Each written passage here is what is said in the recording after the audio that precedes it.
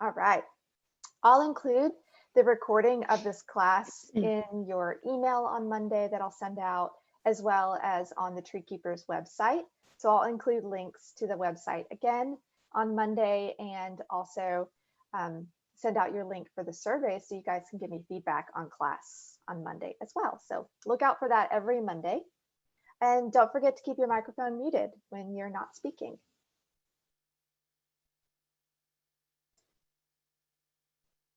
All right, so today's agenda is we're going to do a quick introduction of everybody. Then I'm going to talk about Trees Atlanta, give you just a brief background on our organization and our mission. We're going to talk a little bit about our goals for tree keepers and what to expect. And then we'll go over the program for the next 8 weeks. And then Alfie Vick will be presenting a little bit about the history of ecology in Georgia. And it's going to be really great information to give you some reference about our urban forest. We'll take a 5-minute break at 10:30, and then we'll wrap up with Alfie's presentation at 11:50 to allow time for any questions or final notes that we might have. My name is Susan Pierce Cunningham. I am the Associate Director of Volunteer Services at Trees Atlanta. I've been on staff for 16 years, and I was a volunteer for a couple years before that. It was my dream job right out of college. I've been really lucky to work for Trees Atlanta, and I've enjoyed it, clearly, still here. I live in the East Atlanta neighborhood, and my favorite tree is a sassafras. So we are all going to take turns going around and telling our name, our neighborhood, or the part of town or the part of Georgia we live in if you're not in the Metro Atlanta area, and then your favorite tree. So I'm going to call on you guys as we go around. I'm just going to call on you in alphabetical order by first name so that I can take attendance and also make notes about where you live. And if you have a different preferred name than your registration name, I'll try to get that corrected now too. So let me stop sharing so that we can all see each other really easily.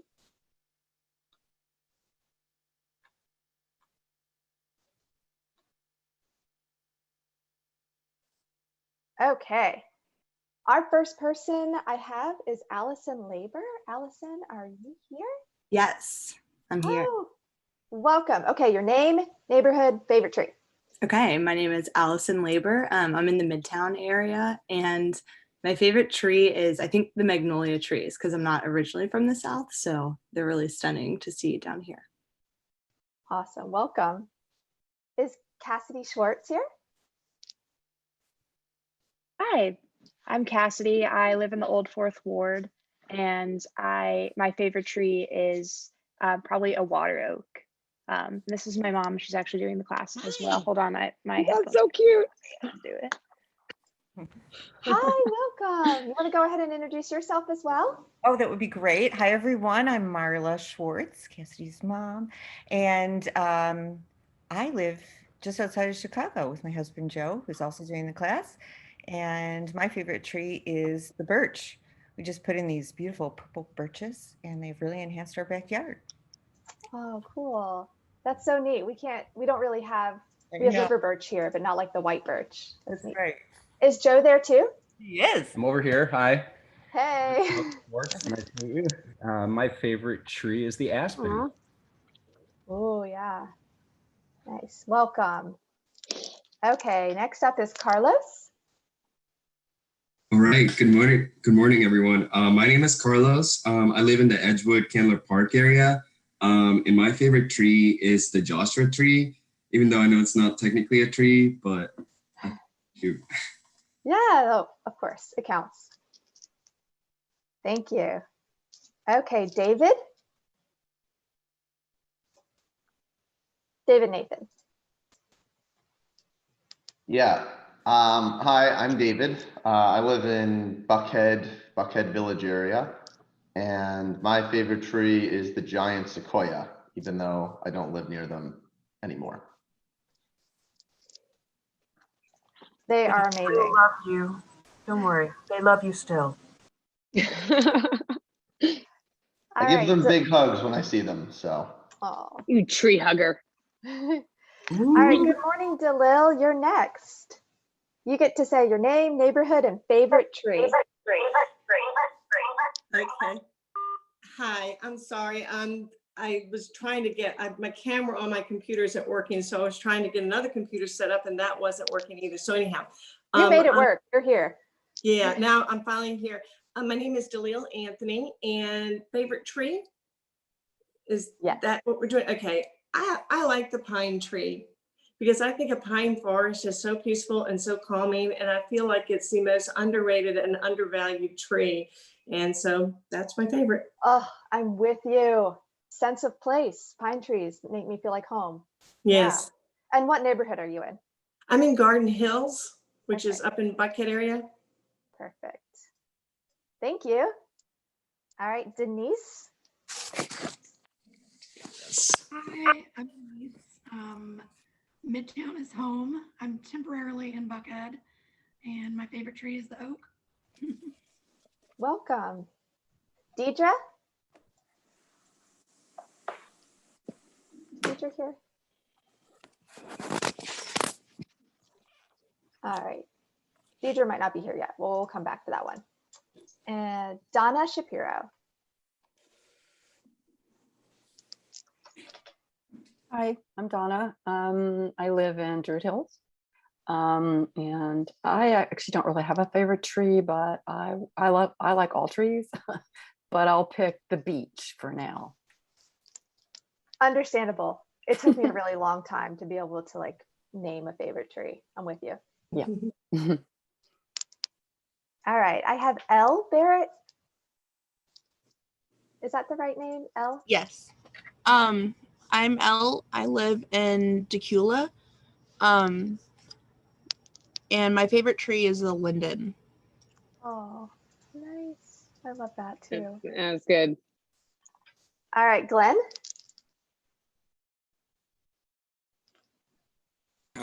Yeah, my name is Glenn Legacki. I live in the Eastlake / Kirkwood area, and my favorite tree is the ginkgo. I love the color of the leaves in the fall.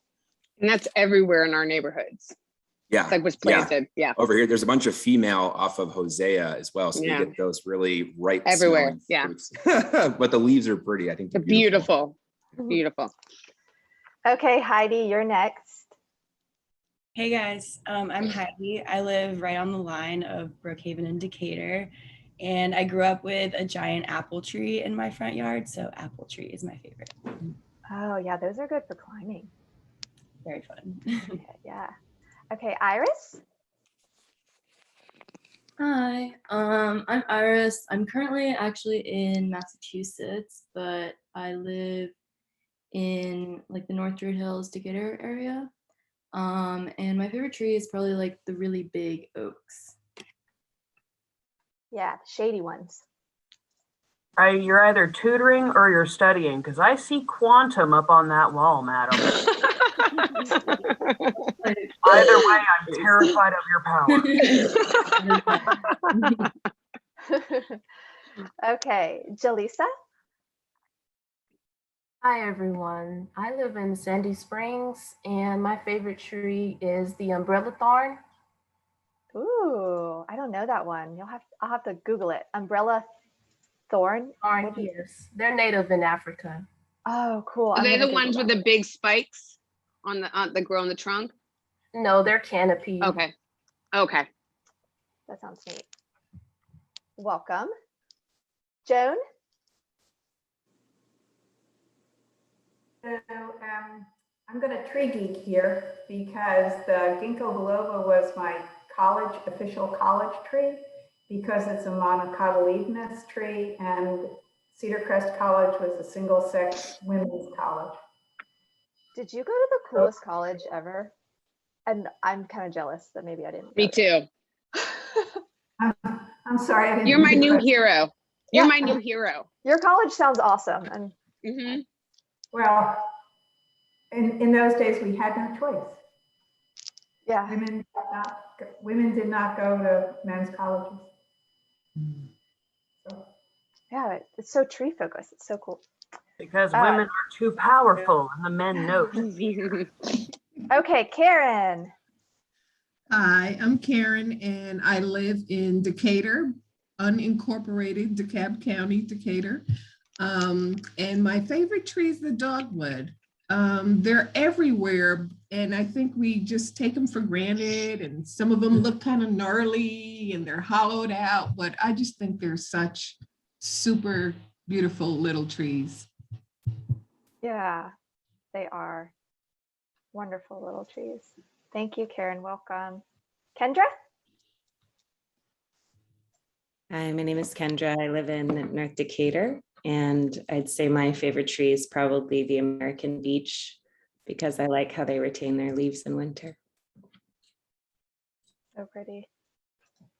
Okay, Kristen? So I'm Kristen. I'm in Morningside. I appreciate the Chicago reference because I'm from there, but my favorite tree is a hawthorn. When I was UGA came and did a study on my parents' property, and I learned so many things about it that it just became my favorite. That's neat. That's me.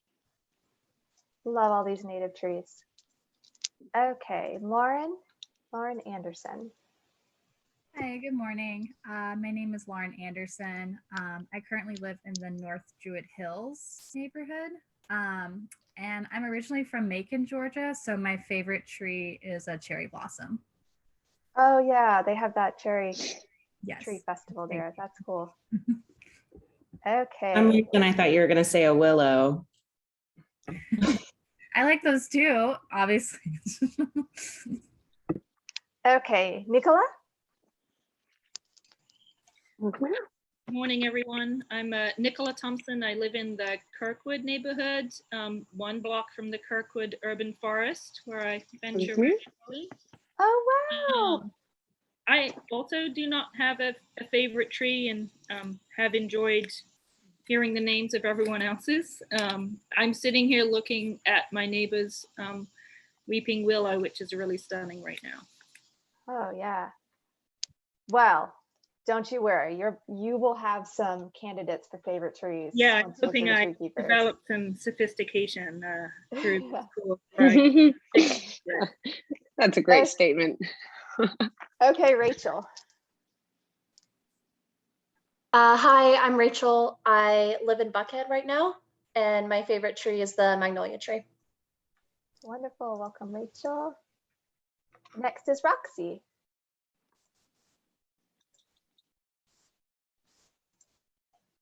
Perhaps Roxy isn't here yet. Okay. Yvonne. Sarahi, is that how you say it? Oh, you're muted, sorry. There you go.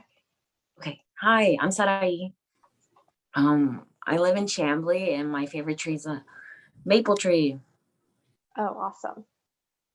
Welcome. And Thanks. Stacy.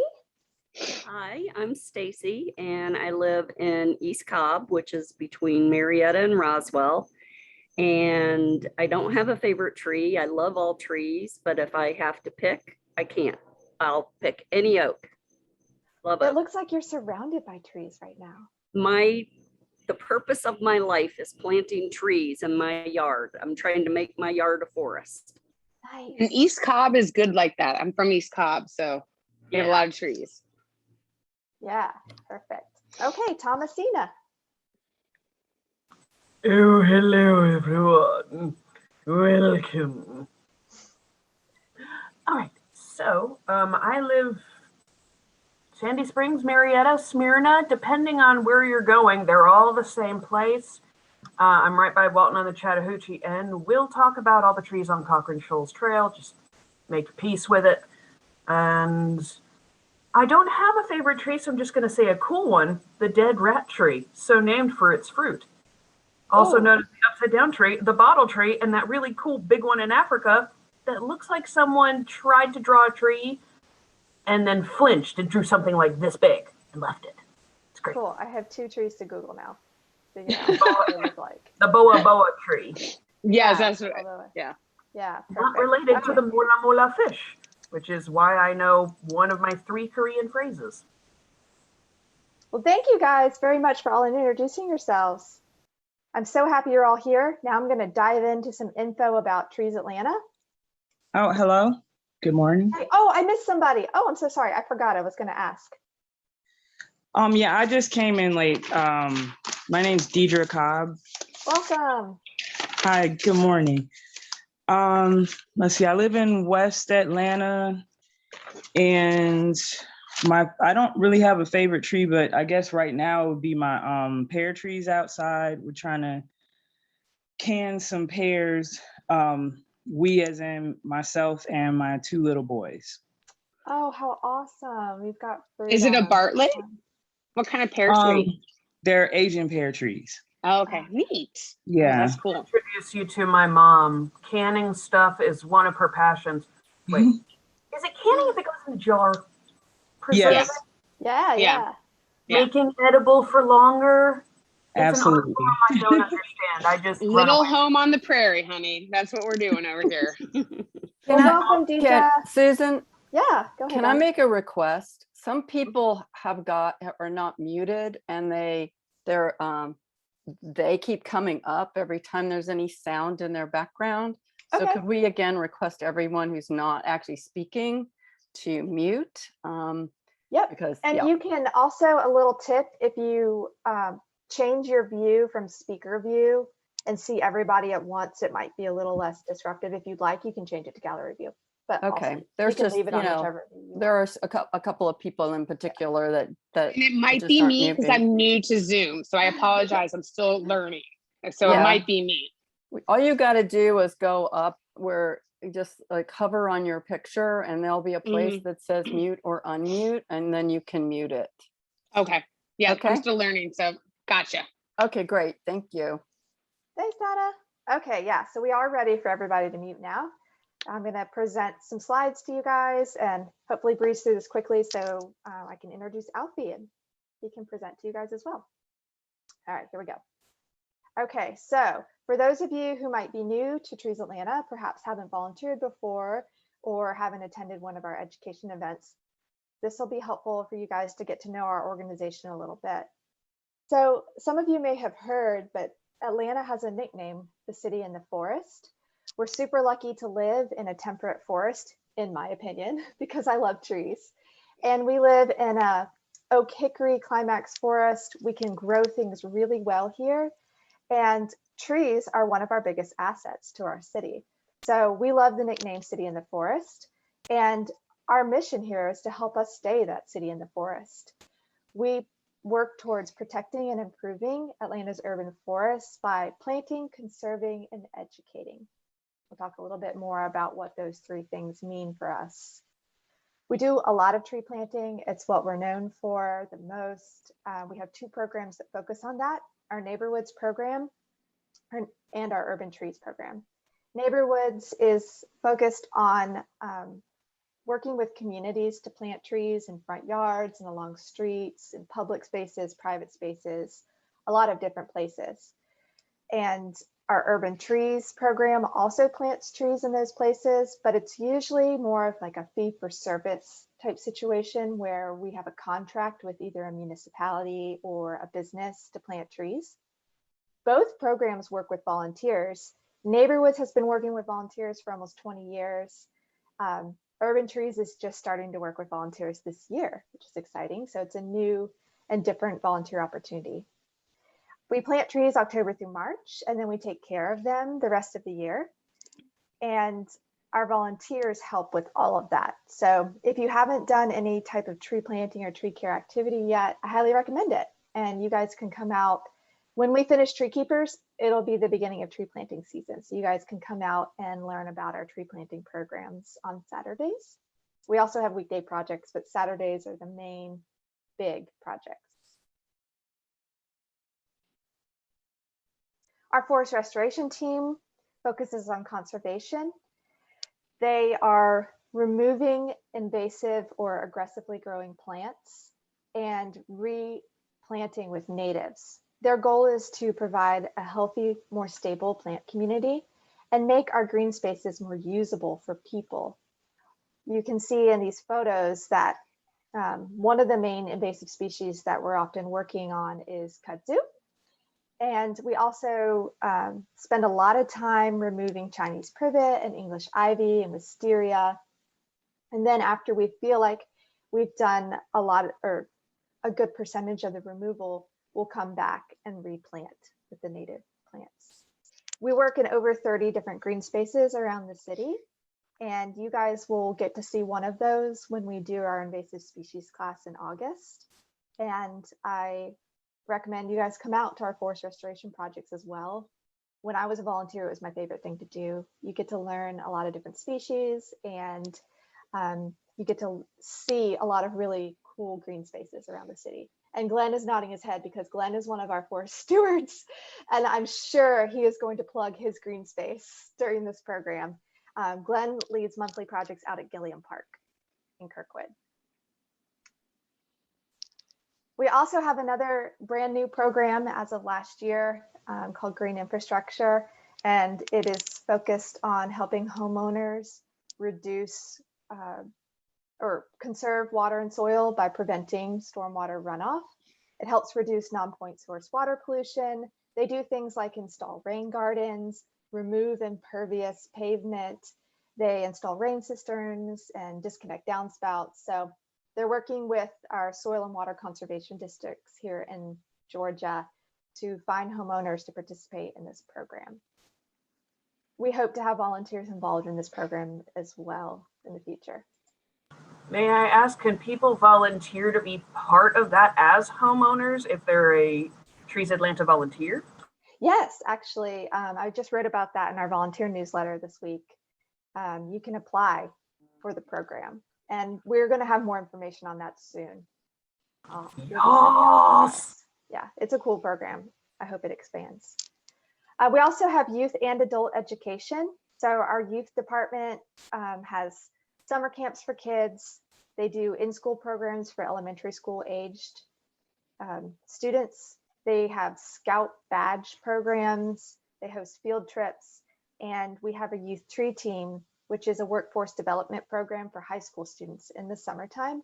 They work for Trees Atlanta. They learn about environmental careers, and they do enrichment activities as well to help them grow as a young professional.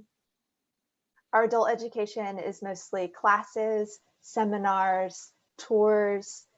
We hope to empower all of our attendees with the knowledge and skills they need to talk about our urban forest and act to help us improve and protect it. You guys are part of adult education right now and also part of volunteer. I love it when the two things come together. Our Atlanta Beltline Arboretum is a cool project because it brings together all the areas of our organization. We do a lot of planting, a really diverse palette. We have trees and shrubs and grasses and wildflowers all along the east side and west side trails. We're currently working on installing plants on the south side trail as well. And the plan is to have an arboretum along the entire 22 miles of the Beltline eventually. We also work to conserve some of the existing green spaces. So we partner with Beltline to do invasive species removal and planting in some of those little pocket parks, like Anoda Park, the Persimmon Woods on the West Side Trail, Reynoldstown Glade is a good example on the East Side Extension. And then we have tours. Our docents give tours year-round of the Beltline Arboretum. We also have classes on the Beltline Arboretum. We have interpretive signage that people can learn about the plants, and hopefully there's more signage coming soon. And then of course we have our campers out on the Beltline all the time. So it's a wonderful asset. We're very happy to be part of that project. The last area that I wanted to tell you about with our organization is something that currently our staff is doing. We really want volunteers to be involved in this more in the future, and we're working to develop the ways that they can help with it. But currently our staff is doing these neighborhood visits where we call them canopy conversations, where we present to a neighborhood specifically about the state of canopy in that neighborhood or that neighborhood planning unit in the city of Atlanta. And we talk about ways that that neighborhood or the NPU can be working towards protecting their canopy and planning for the future. We also have a 1 Million Trees initiative that we launched a couple years ago. The goal there is to bring in more partners for tree planting and conserving trees, and also to strengthen the partnerships that we have existing. So we're working with 10 different nonprofits and 10 different municipalities, and the goal is to plant and conserve 1 million trees over the next 10 years. So we started it in 2020, I believe, and so we hope to complete this goal by 2030. Judy Yee is our Director of Communications and Marketing, and she's actually going to be joining us in our second to last class, so session 7, to talk more about Atlanta's tree protection ordinance, give you guys an update on what's going on with that. It would be really awesome if we had a new ordinance passed by then, but we're not holding our breaths. But so save your questions for the tree protection ordinance for Judy. She'll have a lot to share with you. You can connect with us on social media. If you don't already receive our volunteer newsletter, you can also sign up for that on our website. Or if you ever volunteer for something, you register for it, you'll automatically get added to our newsletter. And then you can also sign up for other education events, community programs, and volunteer opportunities on our web calendar. So I want to go over a little bit about what Tree Keeper training will be and what we hope that you'll get out of it. We're going to talk more about your specific goals for Tree Keeper training in our project leadership class, but be thinking about it as we go through this training program. Some of you might have come into this training program with a project already in mind, or a goal, something that you want to accomplish, but other people may not have. But it would be great for you to be thinking about that during this training. Where does your passion lie? What are you interested in doing? Have you noticed any needs in your community specifically, and things that you would like to do? Would you like to get more involved with Trees Atlanta's programs, etc.?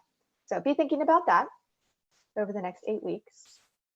Our goals for Tree Keeper training is to give you the knowledge and skills that will help you become a leader in your own community. We want you to be involved in your own way or through Trees Atlanta's programs, either way. We know that you will amplify our mission. And by educating you about the importance of our urban forests, you will become ambassadors for it. So that's our goal. To gain a certificate of completion for Tree Keepers training, you must attend 6 out of 8 of the classes. If you miss a virtual session, it's really easy to make up. You can watch the recording of it the following week and then just email me to let me know when you've completed it. You also get lifetime audit privileges, so you can come back and take classes in the future as well. So if you miss a class that's in person this year that you can't make up, you can make it up the next time we offer Tree Keepers. To become a certified Tree Keeper, you earn that certificate of completion. So you attend the 6 out of 8 classes. You attend our project leadership, which is the last session on September 25th, and you do 24 hours of volunteer service in a leadership role. And it doesn't have to be directly through Trees Atlanta. It can be your own project outside of our programming as well. But you'll just need to communicate with me what you're doing and send me your hours if it's outside of Trees Atlanta programs. Our certified volunteers are a special group of skilled volunteers because they've gone through training, which is what you guys are going to be after you complete your certified Tree Keeper training and do your 24 hours of service. We also have other certification programs. So we have certified forest stewards who focus specifically on forest restoration projects. And they take on either quarterly or monthly projects with Trees Atlanta or in their own community on their own. Our certified docents lead tours and do speaking engagements in neighborhoods and on the Beltline Arboretum or in parks. And then our certified pruners take pruning 102, pruning 101 and 102. And some of them also take pruning 103. And they get trained on pruning trees, mostly street trees. Our non-certified volunteers are those who come out to all of our projects, like one-time projects. They do all of the things that I mentioned earlier in our programs, like planting and tree care and restoration. They help with education programs by setting up or being an ambassador at the program. Some of them do office support. They help Alex with mailings. Some of our volunteers help with special events like our tree sale. So there's a lot of ways to volunteer, even if you're not a certified volunteer. Certified volunteers are a pretty special group. It's a commitment to go through training and then get your certification by doing those 24 hours of service. Right now, we're only seeing about 10 people a year get certified. We do have, for reference, we have about 50 people earn their green t-shirt every year, which means that they volunteer 6 times. Our green t-shirt volunteers get offered special opportunities occasionally, and we have social events for them as well. And then we have about 9,000 individual volunteers come out every year who do one-time events or come out repeatedly to our volunteer opportunities throughout the week. I would love to have more certified volunteers because they help expand our programs, help us do more than what we can currently do with our funding. So I'm really happy you guys are here. I hope that you will become certified and take on a leadership role, either with Trees Atlanta or in your own community. All right, here's our program. I emailed out this schedule to you guys. It's also on the TreeKeeper website. If you need to refer to it, it's on the homepage of that website. If there are any changes, like if any speakers need to make a change in their date, I'll update you as soon as possible and let you know. But this is our schedule plan for now. On Monday, I'll send out the directions for our pruning class next week on August 7th. We're going to be meeting at a park in Southeast Atlanta. And each week on Monday, I will send out the instructions for that coming Saturday. So if it's a virtual class, I'll send out the Zoom meeting details. If it's an in-person class, I'll send you a map and directions. I'll also send you my cell phone number on Monday in case any of you need to reach out to me, especially for those in-person sessions. If you get lost, you can give me a call.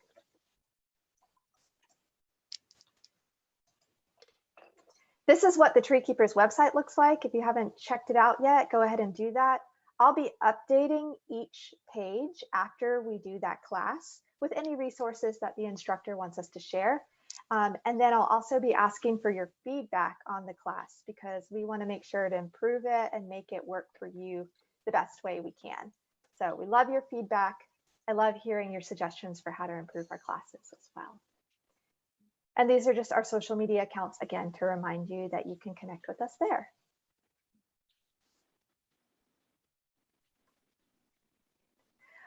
Okay, so I'd like to introduce our speaker for today.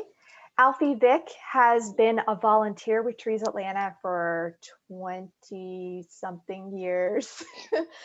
And he has served as an advisory board member for Trees Atlanta and has been a wonderful asset to us. Alfie is a professor in the School of Environmental Design at the University of Georgia. Alfie, I was hoping you could just tell us a little bit about your work at UGA and your research that led to you actually giving this presentation for us. Thank you for being here, Alfie. We really, really appreciate it. I'll interrupt you at 10:30 for our break, and I'll interrupt you again at the end. But take it away. Sounds good. Yeah, glad to be here. As Susan said, I've been a volunteer and a fan of Trees Atlanta ever since I lived in Atlanta back in the late 90s. And I currently live in Athens, Georgia, where the university is located. I grew up in Chicago, so glad to see we got a contingent of Chicago folks here too. I grew up in a township called Schaumburg in northwest suburbs outside of Chicago. But yeah, my work at UGA, I teach in the landscape architecture program. I'm also the director of the environmental ethics certificate program.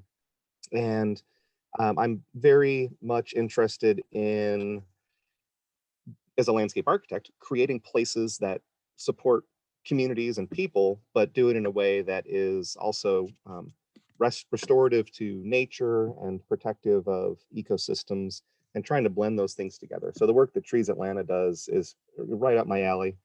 A lot of the research I've done in recent years has to do with the connection of indigenous cultures to their native ecosystems. And in particular of this area, I've done a lot of work with the Cherokee Nation, both in North Carolina and in Oklahoma. And you'll hear a little bit about some of that this morning as a part of our kind of whirlwind tour of the history of the Southeastern landscape.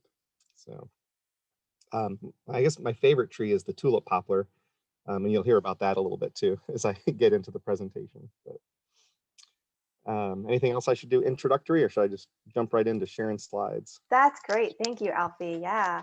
And don't forget, you can type questions into the chat box or ask them live at the end of the presentation.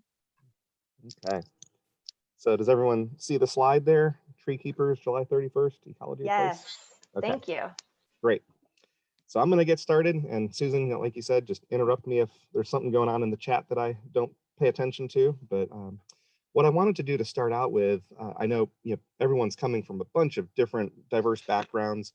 I'm going to cover some basic terminology just to get everyone on the same page. This probably is going to be a little bit of review for some of you, but I'll try to make it interesting for everyone. So first, ecosystems. I think everyone is familiar with that term, but I wanted to make the point that ecosystems are more than just the living things. It's the living things, the non-living things, and all of the interactions that go on between and among those. So, we're focusing on trees. Trees are obviously a living thing, but think about trees in relationship to their surroundings and how they interact with the soil and water and climate and people. People are a part of an ecosystem as well. So how do we interact with the other living and non-living factors in our environment that ultimately is going to influence the health of that environment? Planting trees is great. And as Susan, I'm sure, in the trainings will say, planting trees, you have to think about the soil and how to amend it or decompact it in order to create a beneficial habitat for that tree so it survives and does well in the future. Biodiversity is another familiar term, but it's important to think about biodiversity in the context of ecosystems. And it's more than just how many different plants. It's the variety of life on Earth, the variety of species, certainly, how many different types of plants and animals exist, but also diversity within species. How many individuals, how large is the population? And you can get into all the kind of scientific genetics and everything, but there is a lot of importance that comes from diversity, biodiversity. And what that does, if we have high levels of biodiversity in our ecosystems, it helps to create stability. And this is not stability that is static, non-changing, boring stability, but it's stability in the sense that the system has a capacity to maintain its current condition. It's a state of dynamic equilibrium. You probably remember that from high school science classes. But there's constant growth and change and death and decay in a stable ecosystem, but it retains its overall condition. An oak hickory forest, if it's a stable, healthy oak hickory forest, it remains an oak hickory forest, despite all that changing dynamic quality. And one of the other benefits of biodiversity and stability and health in an ecosystem is the ability to resist or recover from occasional, technical term, perturbations or disturbances. And think about all the climatic disturbances that ecosystems have to endure. And when I'm using the term ecosystems, think about it in the context of your neighborhood. It's any landscape, natural area, any forested area. But we've got droughts. We in low-lying areas, we have floods that are naturally occurring. We have in more rural areas and not necessarily in cities, but there are fires that are naturally occurring that burn through ecosystems. There are tornadoes and hurricanes that are occasional. And so a healthy ecosystem with high levels of diversity and health can withstand those. And actually, in many cases, our natural native ecosystems are adapted to, and in many cases, dependent on those disturbances in order to maintain their condition. Great example of that is the longleaf pine forests in South Georgia that are fire dependent.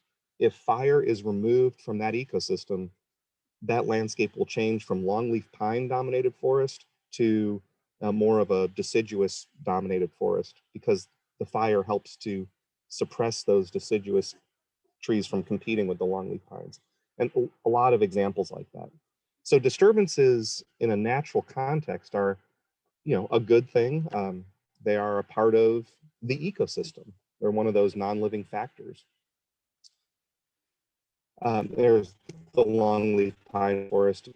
It's an example of immediately after a fire in the left side there, and about 3 weeks later on the right side, as the ground layer just rebounds immediately in response to the addition of nutrients and carbon that come from the burn itself. And all those plants are not damaged by the fire, but they actually respond productively to those fires like that. Okay, so I already talked about what a disturbance is, a natural or in some cases human-induced event that disrupts normal conditions. Talked about fires and floods.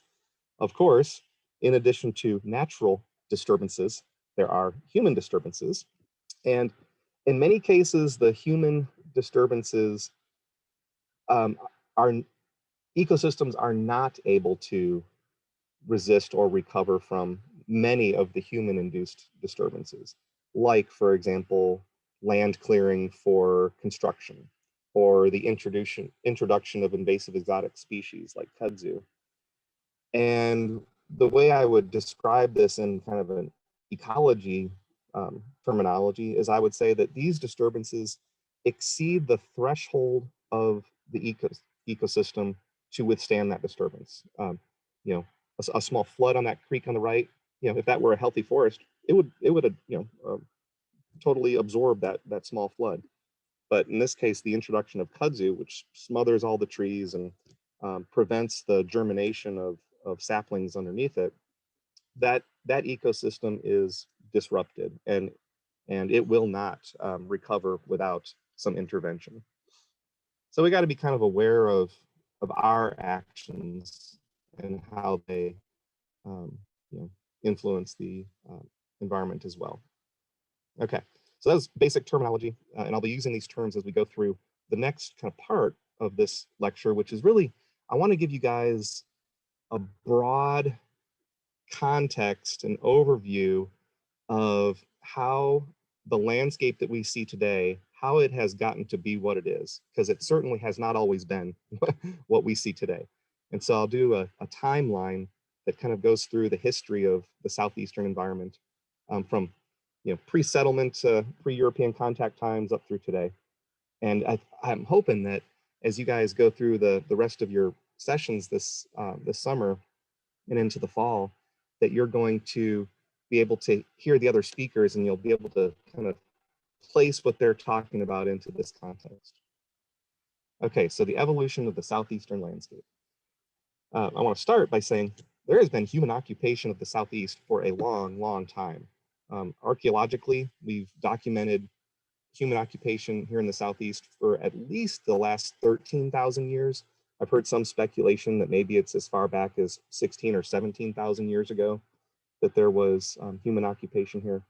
But the earliest evidence that we have is from what is referred to as the Paleo-Indian period.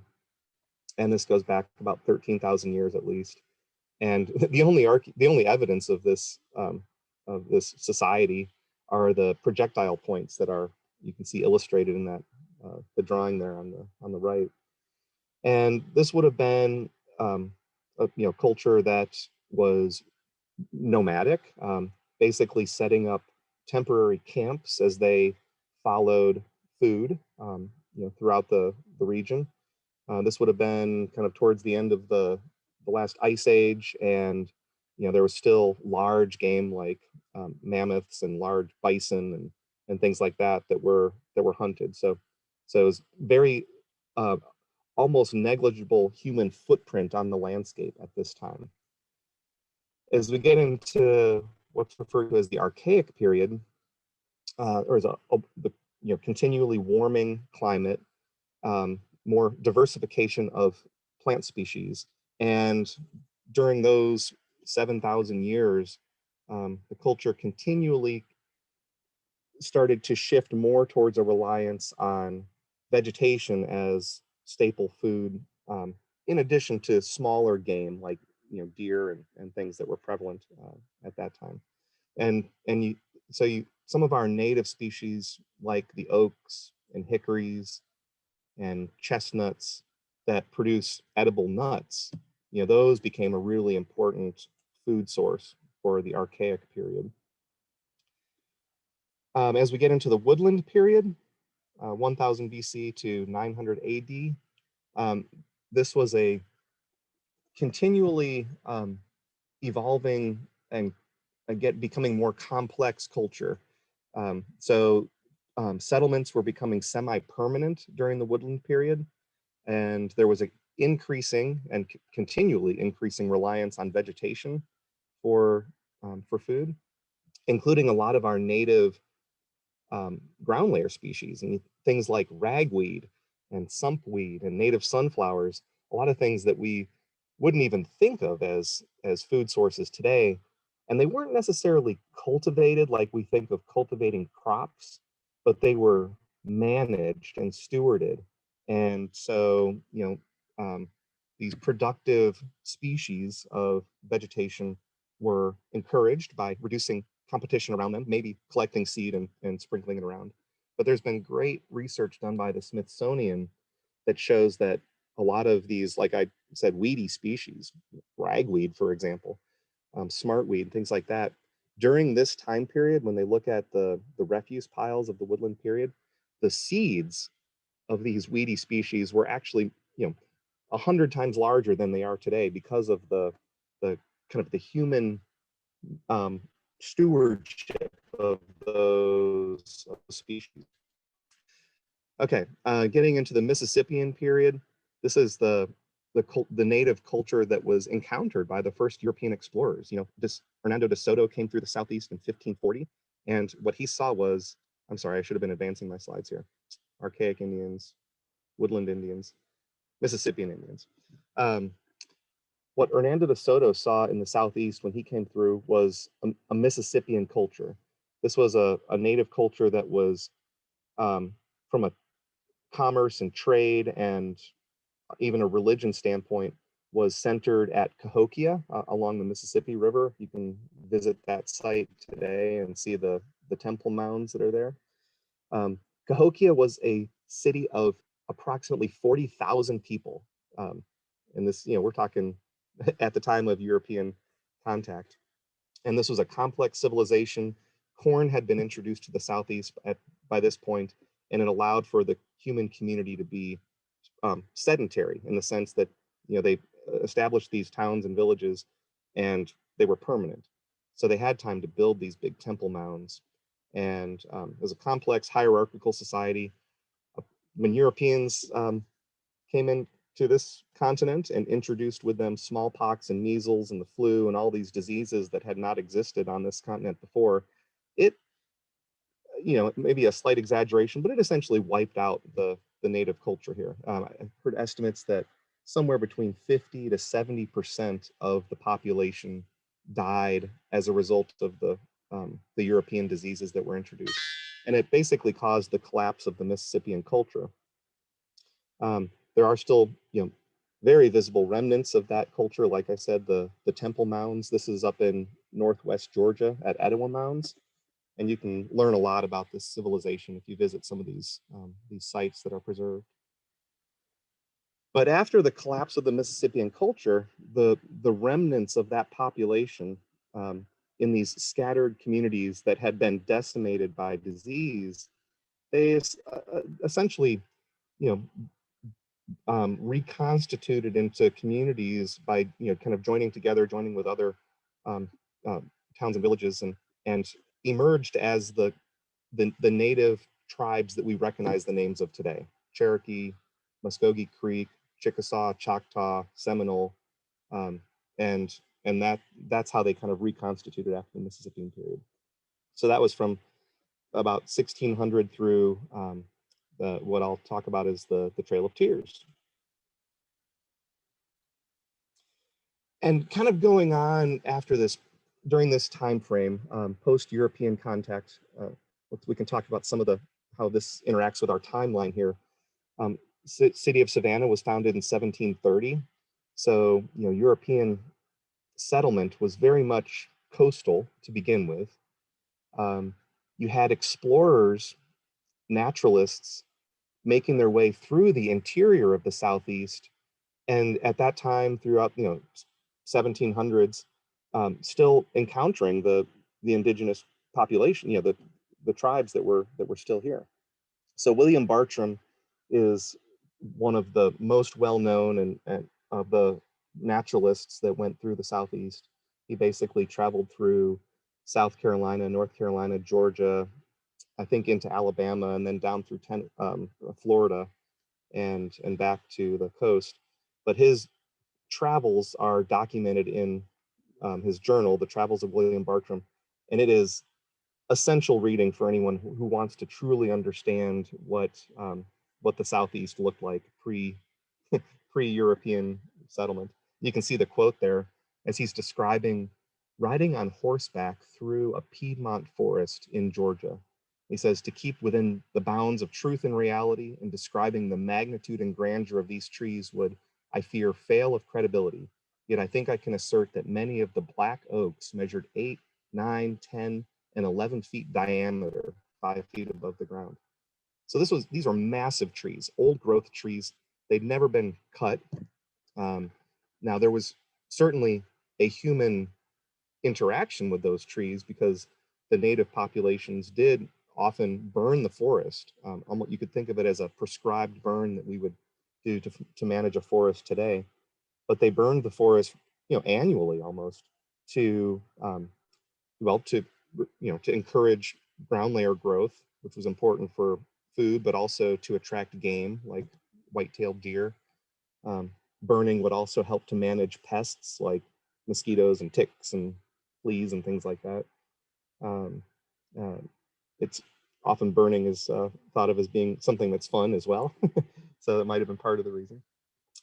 But just to illustrate what this forest might have looked like, there are some old photos. These aren't black oaks. These actually are chestnuts, but I think it gives a sense of the size of the trees that Bartram is describing, because I think these trees are 8, 9, 10, and 11 feet diameter. You look at them in context with the people there. There's really nowhere that we get to see this kind of thing today. You might get a sense of it if you go up to Joyce Kilmer Forest in North Carolina, where there are some tulip poplars that are old growth, had never been cut. And you can see some just gigantic trees. And someone mentioned I think the sequoia or the redwood was one of your favorite trees. And imagine that the southeastern forest used to have trees of that stature a couple hundred years ago. All right, so let me go up and do a kind of sidebar talking about some of the relationship of these native landscapes to the culture of this area. And so this is a view from the top of Blood Mountain, looking out over the Southern Appalachians. And prior to 1721, this, and even up until 1838, this land was the homeland of the Cherokee Indians. And prior to 1721, which was the first treaty that the Cherokee signed, their land base was massive. Sorry, my animation is a little slow here. So the red line there represents what at the time of the first treaties signed with European nations and then with the United States, what was recognized as the land base of the Cherokee tribe. And like I said, massive, 135,000 square miles, covers what is now parts of 8 different states, stretching nearly from the Atlantic Ocean to the Mississippi River, just massive and diverse region. But over time, with the signing of treaties beginning in 1721, sorry, like I said, that animation is moving really slow. That land base continually shrunk as the Cherokees ceded land in return for financial return and things like that. So by the 1820s, it was just a small region of North Georgia, Western North Carolina, Eastern Tennessee, and a little bit of Alabama what is now those states that was still home to the Cherokee. And this land up in Southern Appalachians, up in North Georgia, one of the most biodiverse landscapes in North America. It's recognized as a biodiversity hotspot. And there are, in Smoky Mountains National Park, I think there's 130 different species of trees, over 1,500 species of flowering plants. And if you include lichens and mosses and other vegetation, over 4,000 species of plants in total, just incredible diversity. And part of that, the reason for that is that the Southern Appalachians themselves are geologically ancient. Those mountains were formed 425 million years ago, and they've been geologically relatively stable for at least 200 million years, meaning that they did not experience glaciation. They did not experience being submerged in an ancient ocean or anything like that. So there's been a tremendous amount of time for species to diversify and evolve, and so we benefit from that. Okay, thought I had something more to say about that. So what I've been interested in is, what is the significance of this diversity to the indigenous population here?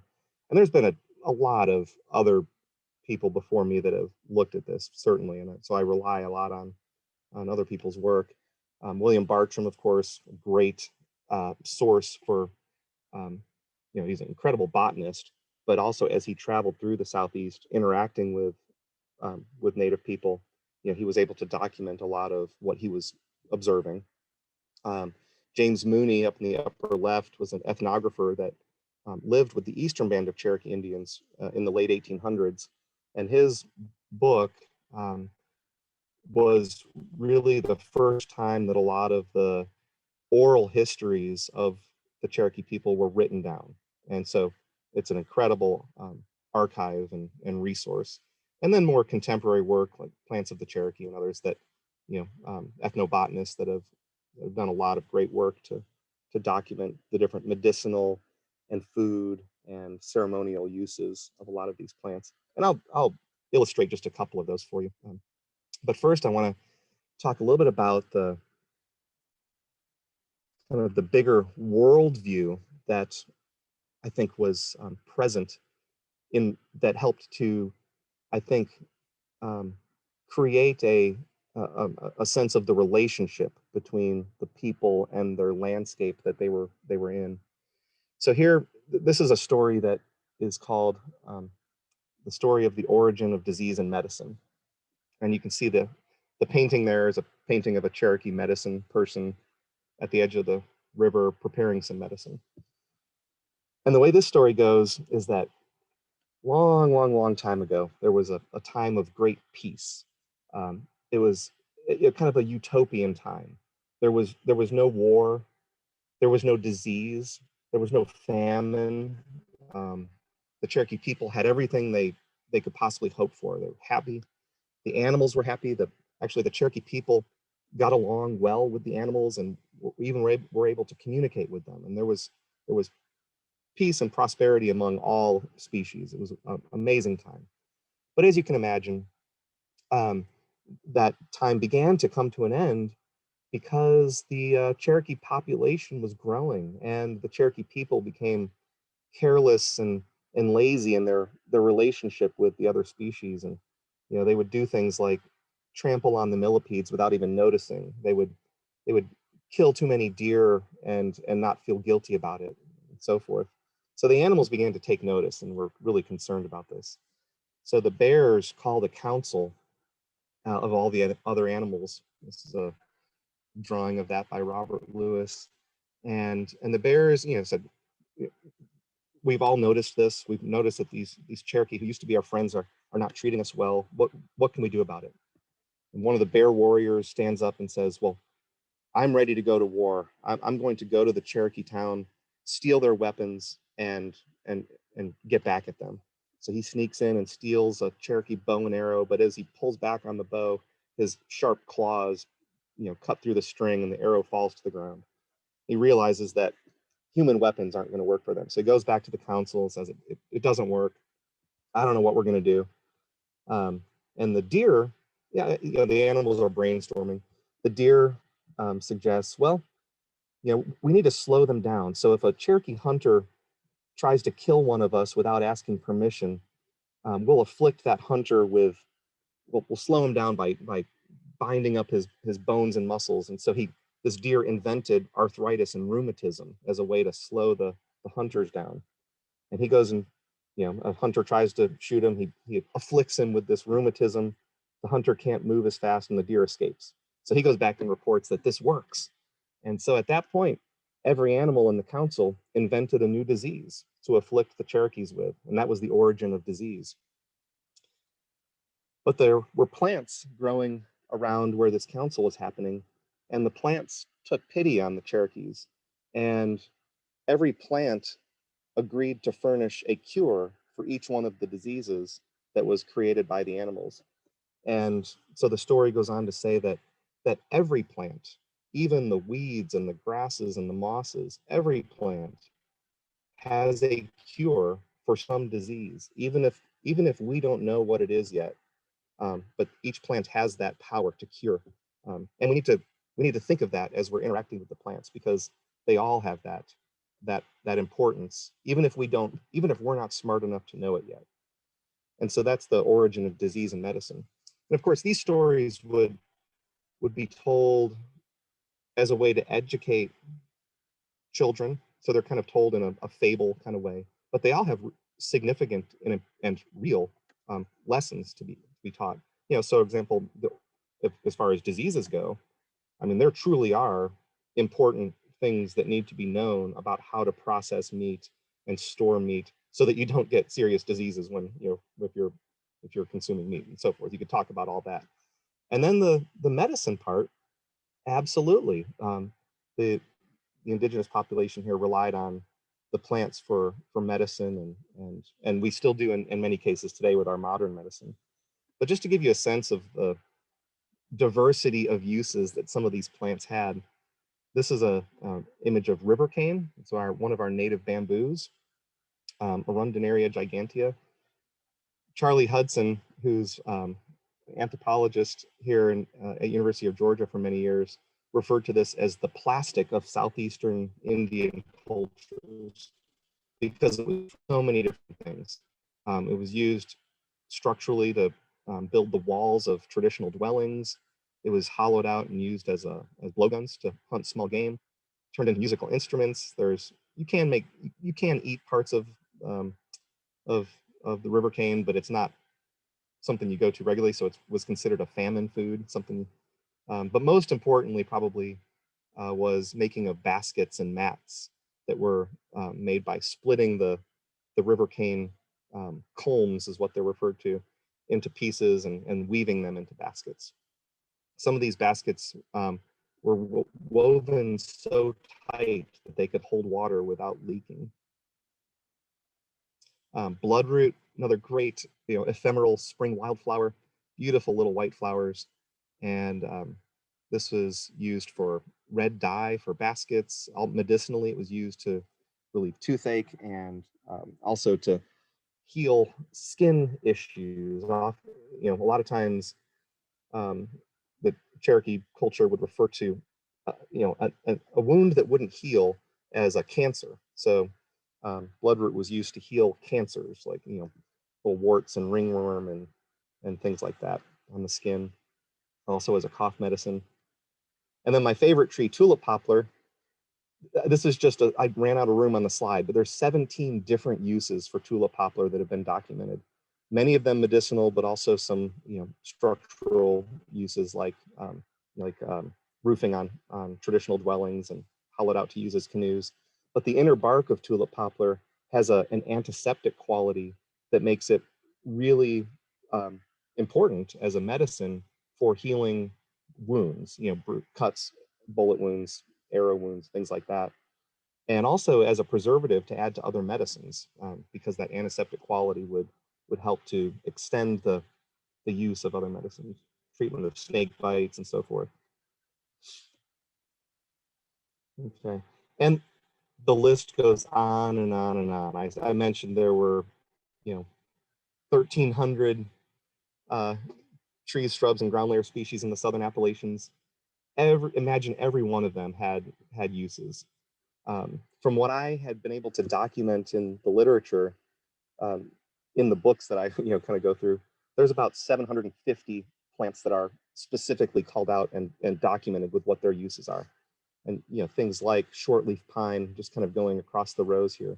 Shortleaf pine, tulip poplar, sourwood, American ginseng, chestnut, which of course is functionally extinct now because of the chestnut blight, Hypsissoa. This is mountain laurel, northern maidenhair fern, Solomon seal in the background, yellow lady slipper, Georgia buckeye, sweet shrub, black oak, pitcher plant, spiderwort, foxgrape. Just incredible diversity. I love plants, and I'm just knowing it makes it even more enjoyable to go botanize and see plants when you know a little bit about how significant they are and how they've been used in the past. And it's not just the plants, it's the landscape, the water that all had really kind of spiritual significance to the native people. I'm gonna kind of skip through that. I guess this image, again, as we're talking about our timeline of human settlement, this would have been a typical Cherokee or Creek town, let's say in the kind of 1600s through the late 1700s, when it was still a very traditional layout. But leaving a footprint on the landscape, there would have been clearing of river terraces to create the town. There would have been massive clearing of floodplain areas to plant corn. Bartram and others describe these massive communal cornfields that extended outside of these for hundreds of acres. So a significant footprint here, but ecologists refer to the relationship of this type of human footprint with the native ecosystem as a cultural ecosystem, because it wasn't diminishing the health and diversity of the native ecosystems. There were small patches that were cleared and kind of a fragmentation to a certain degree of portions, but it was not diminishing the overall, like I said, health and quality of the ecosystem. And in many cases with management like the annual burns, it actually was helping to reinforce the resilience and stability of the native ecosystems. Of course, as we know, the indigenous populations here were forced out of the Southeast. This was an ongoing process, but it culminated in 1838 with the Cherokee Trail of Tears that we now, of course, recognize as a genocide of the Native American people here in the Southeast, as they were completely forced out of the state of Georgia, as well as other Southeastern states, and moved to Indian Territory, which is now Oklahoma. And I'll talk just a little bit more about that in a second. So back to our timeline. Preceding the Cherokee Trail of Tears, and of course we recognize there were other trails of tears for the other Southeastern tribes, but the Cherokee were the last to be forced out. And there were some factors that tie into our timeline here that kind of caused that to happen. It's a lecture for another time, but in 1802, the federal government, United States government, enacted the Indian Removal Act, which basically said that, in particular with the state of Georgia, Georgia, when it was founded, it extended westward, including Alabama and Mississippi. It was this large swath of land that was recognized as the colony of Georgia. And in return for the federal government saying that eventually they would remove all Indians from the Southeast, Georgia gave, basically created the states of Alabama and Mississippi in return for that. So then you can imagine Georgia was kind of anxious for the federal government to uphold their end of the bargain and remove these Indians, mainly because there was a drive to convert the land into cotton agriculture. There was also the discovery of gold in Dahlonega up in North Georgia that, at least for a few decades, caused a real demand on the part of speculators to get in there and look for gold. But cotton farming was expanding rapidly throughout this period. Eli Whitney had invented the cotton gin back in the late 1700s, and that had made it very profitable to convert forest to cotton. There's a wonderful book, wonderful in the sense of how well researched it is and how informative it is, tragic in the story that it's telling, but a book by Claudio Sant. It was, he published it last year, and it's called Unworthy Republic. And he really documents the growth of cotton agriculture in the Southeast and how it interacted with the indigenous populations and basically driving them out. But basically what he documents is that, as another historian, Steve Berry, has said, exploitation of nature always is linked to exploitation of people. It's hard to have one without the other. And Claudio documents that the Native American genocide and the enslavement of African Americans is totally tied to the decimation of our native forests and the exploitation of our landscape for cotton agriculture. And the two are just completely intertwined. And they often we think about the Trail of Tears and and driving out the Native Americans as a result of simply prejudice and greed. And what Claudio documented is that it wasn't just that, but it was actually investment of Wall Street banks and speculators, as well, and European banks that funded the cotton agriculture industry that really was the driving force behind this period of time and conversion. And the conversion of our landscape to cotton farming was mind-boggling, hard to even fathom how quickly and to what extent this occurred. But you can see the percentages there. By 1850, about 60% of the Piedmont and as much as 95% of the coastal plain had been converted to cotton agriculture. And this is in a period of about 100 years that this transition happened. Just, like I said, mind-boggling.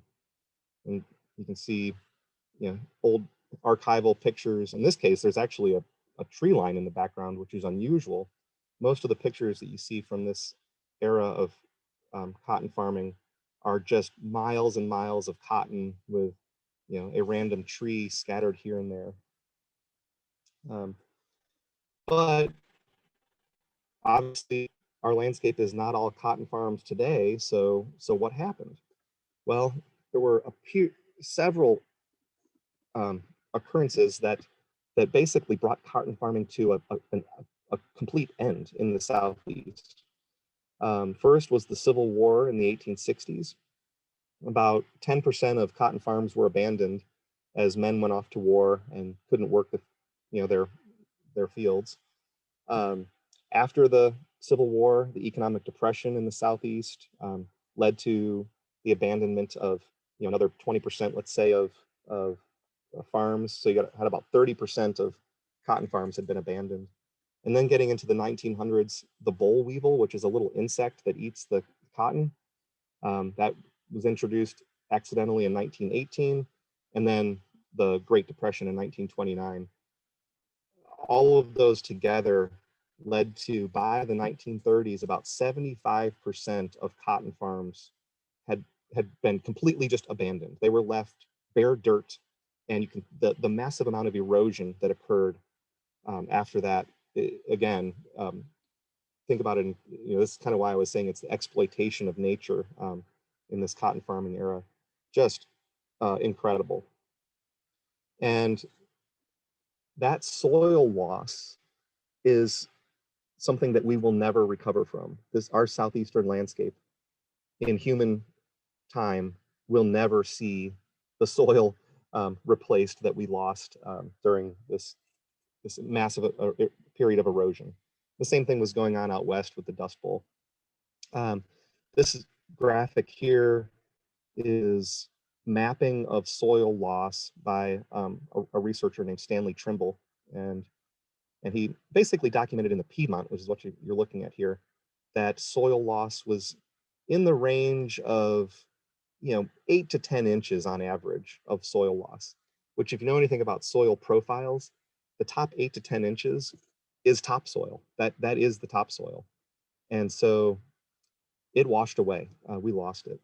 And so when you dig a hole today to plant a tree for Trees Atlanta and you're digging into red clay, it's not what you should be doing. That it shouldn't be like that. There should be 10 inches of nice, rich, fertile, soil on top of that. But we've lost that, so now you're digging into the subsoil, and that's why it's hard red clay. So where did all that soil go? Well, is washed away with rainfall, and so of course it was conveyed and into river valleys, and in many cases deposited into those river valleys. Of course, as sediment is carried downhill, you need a certain velocity to move that sediment. So if the velocity of water carrying that sediment slows down, the sediment drops out. So that's what happens when you get to the low gradient river valleys. What this guy here is doing, his arm is marking the pre-cotton farming surface of this floodplain. And so during the 40 or 50 years of erosion that occurred, the deposition of 5 or 6 feet of sediment in this floodplain occurred, totally transforming riparian landscapes with all this sediment depositing. And again, we will never go back in time. This is geologically irreversible. Just another graphic to document that. This is more research from Stanley Trimble. It's a cross section through the Oconee River. And what he did, a bridge was built across the Oconee in 1928. So the dashed line that my cursor is moving along here was the floodplain of the Oconee River. And then here's the channel. You can see the water level, and then the bridge located here at that crossing.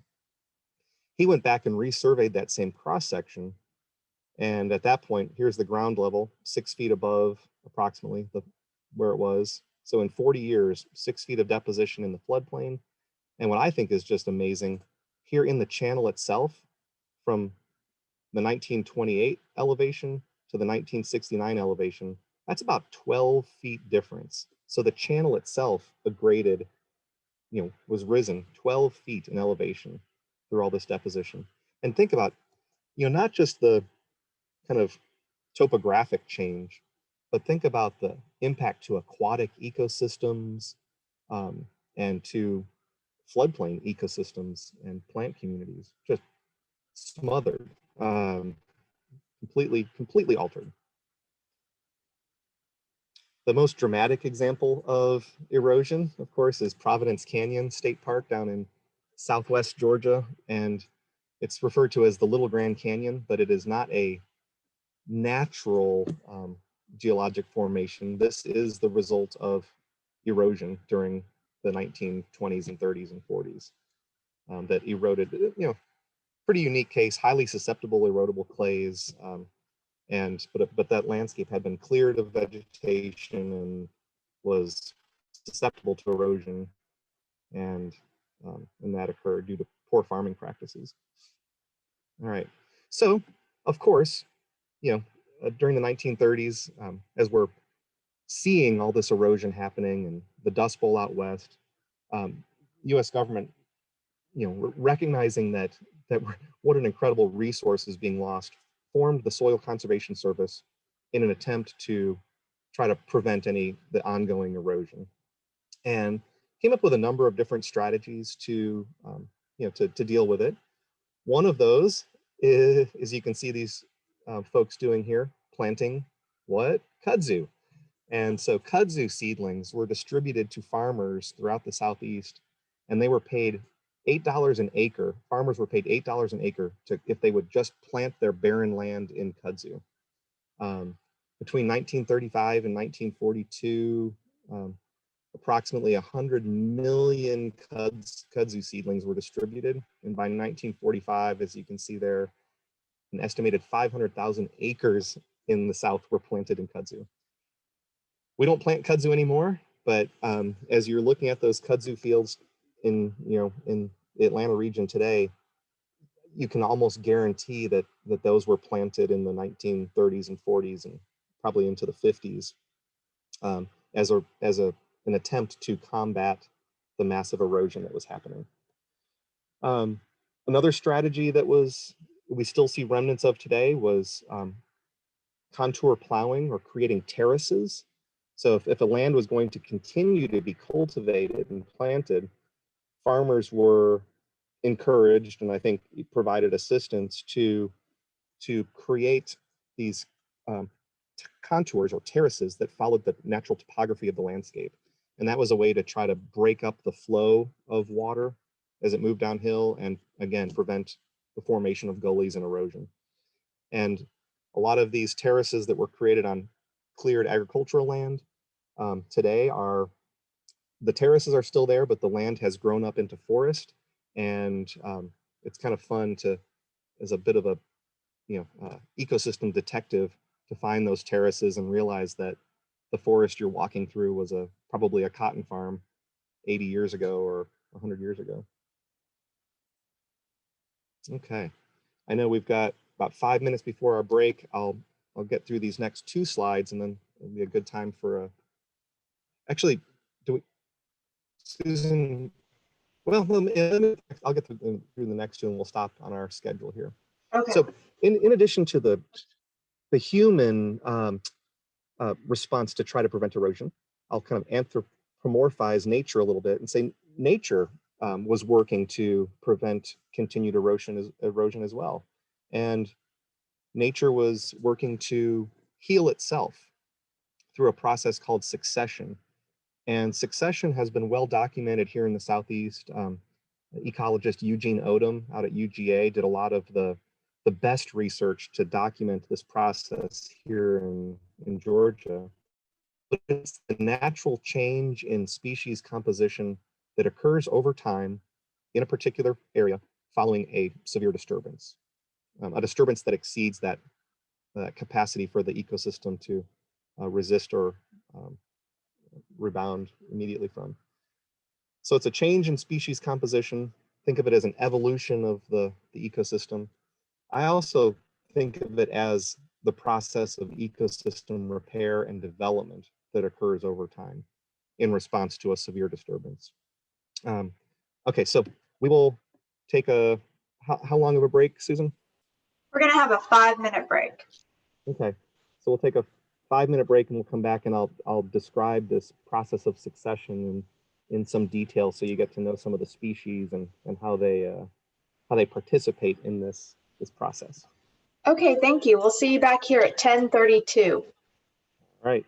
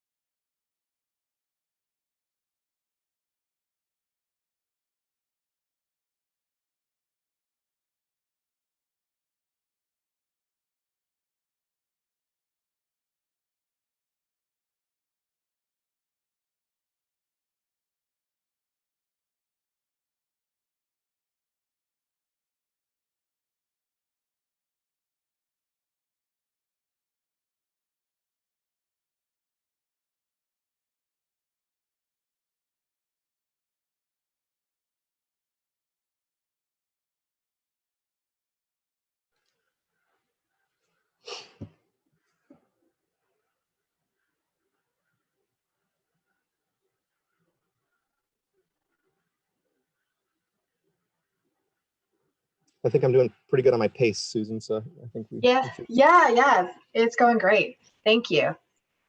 I think we'll have time for questions. Yep. And you wanted me to try to finish at 11:50. Is that what you said? That's right. Yeah, that would be great. That way we'll have 10 minutes for final questions. Okay, well, I might even finish up a few minutes before that so we can have a little bit more discussion.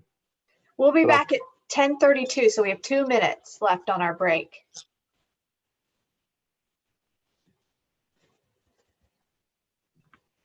there anything coming up in the chat at all? Yeah, No. one person was asking a question about the soil. I think he may have answered it, so we can ask David. He was. Oh, Yeah. Yeah. I think you answered that question live. But Oh, Dave. Okay.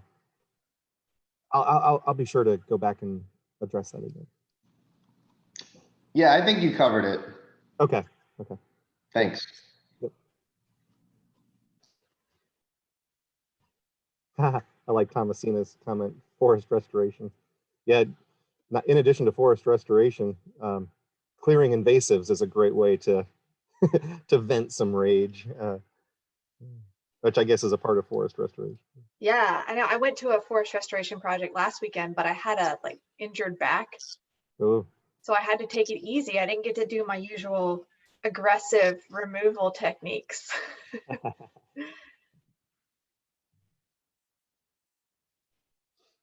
Yeah, Thomasina saying ripping out English ivy. Oh, yeah. That's so satisfying because it comes up so easily. I love it. Mm-hmm. All right, guys, we're all back from our break, and Alfie's going to resume his presentation. Thank you all so much for taking that quick break and jumping right back in. And Alfie, you're doing awesome. This is all really interesting. Appreciate it. All right, so ecological succession, and often referred to here in the South as old field succession, because as these farms were essentially left fallow, just when I was describing them as being abandoned, they literally were just just left behind. And with the amount of rainfall that we get in the Southeast and our topography, so it's a number of factors that lead to making a landscape susceptible to erosion. Topography, rainfall, lack of vegetation, and that's kind of the perfect storm that will lead to severe erosion. So that was happening, but the landscape, is resilient. There certainly was massive erosion happening, but the recovery will start immediately. And so what Eugene Odom was able to document, and now this is very well understood and very predictable sequence of events that occur through succession. It's a youth to maturity sequence as a forest comes back to a landscape. So you can imagine you've got this bare soil, but we have weedy plants like ragweed and crabgrass and all kinds of things that have these little seeds that float in the air. So even a big old vacant bare dirt farm will get weeds popping up because they're blowing in from adjacent sites, they're blowing in on the wind. So within that first year, you'll start to see these little annual weeds growing in that landscape. That kind of process continues, and by year 1 and 2, not only is it the annual weeds, but you're starting to see some of the native perennials emerging in that landscape. And we've got dozens and dozens of species. Horseweed, we have probably easily a dozen aster species, goldenrod, and I'll show some images of these that illustrate it a little bit more. But that's year 1 and 2. You're starting to see the landscape dominated by some of the native perennials. Still species that we often think of as weedy species, but they have a lot of great qualities too. By years 2 through 5, the landscape is starting to be dominated by native grasses and maybe a few woody species, but they are the most common native grasses that you'll see are broom sedge, that straw colored grass. I'll show a picture of it here soon. Split-beard blue stem, purple top, plume grass. Again, we've got, a couple dozen native warm season grasses that would be really turning this into more of a meadow type of landscape. Maybe a few woody species like sumac will start popping in there as well. But mostly these are still species that are being blown in by the wind, maybe as we're getting further on here, starting to be brought in by birds, because as this process is continuing and the plant community is developing, there is also an interaction with animals that are now starting to use these plants and the seeds and stuff. So you're starting to more of an ecosystem developing. By year 5, here in the Southeast, we'll begin to see pine trees popping up. Probably in the Piedmont, that'd be mostly loblolly pine or Pinus taeta, and shortleaf pine or Pinus echinata. Those would be the 2 dominant species here. In South Georgia, you might see more longleaf pine or slash pine. But here in the Piedmont, mostly loblolly. And those pines will really dominate the landscape for the next 50 plus years.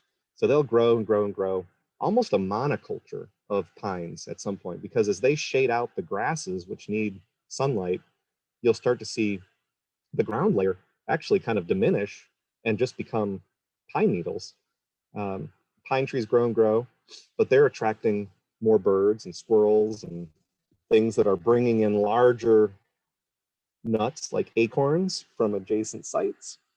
So about year 30 or so, as the pines are, they grow fast. So they're getting up to be already probably 45, 50, getting up to 60 feet tall by year 50. You'll see a first wave of deciduous trees come in the understory. And these would be kind of species that have kind of an aggressive tendency. So things like sweet gum, water oak, tulip poplar, maybe some dogwood, winged elm, black cherry. They're kind of some of the very common species. They coming up in the understory here to the point where they might even start competing with the pines in the canopy. But again, as this is happening over decades, you're developing a soil layer, because all, the annual drop of leaves, the pine needles, their decomposition, you're starting to build some topsoil back, getting more animals bringing in more seeds. And so around year 50 plus, you'll start getting a second wave of hardwoods. And here's where you start to see, some of the more kind of climax species of the deciduous forest. So the different oaks, white oak, northern red oak, you see some hickories coming in, maybe some understory stuff like musclewood, and maybe ultimately even things like American beech if the conditions are right.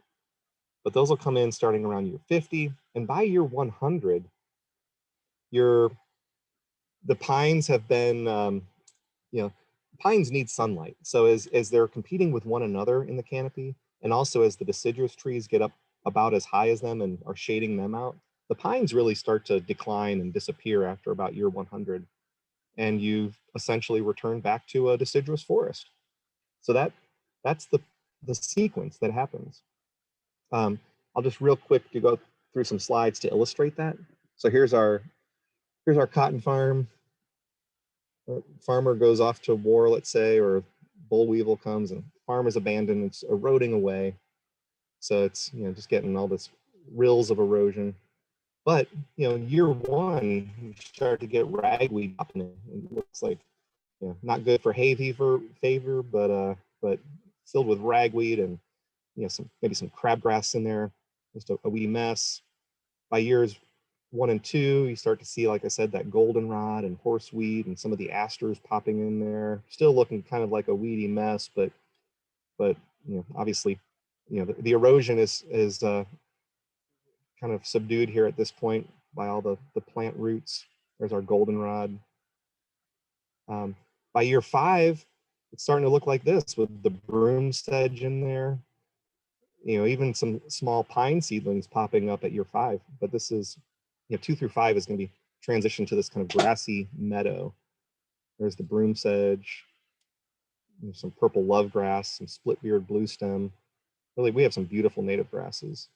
There's that. Some purple top might be in there. Maybe some sumac. Sumac's another great native shrub, but yeah, that might be in there. Maybe some blackberry, some brambles and briars that would be in there at this point as well. But those pines that are just emerging at year 5, they're going to continue to grow. And so by year, you're looking at here on the left, this is actually a managed pine stand, but it gives you a sense of what could happen naturally. This is probably about year 20 to 25 with these pines here. So they've grown to be 30 feet tall, basically shading out everything else. So it's a monoculture of pine trees right now. It'd be interesting to plot out the biological diversity throughout succession. It would be high in that year like 2 through 5, and then diminish years 5 through 30 to 40, and then start increasing again after the first wave of hardwoods come in. Because these pines, they're going to keep growing, and like I said, they'll shade each other out. So you already start to see pines dying and more sunlight making its way down to the forest floor, which allows for that germination of the first wave of hardwoods.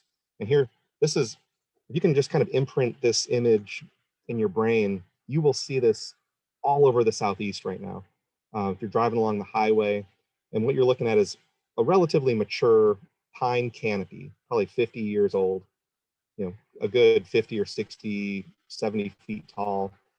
And then a wave of deciduous trees coming up underneath that are still in the understory right now, but some of these sweet gums and water oaks that are in here, they're going to get up to the canopy height and start competing with the pines over the next couple decades.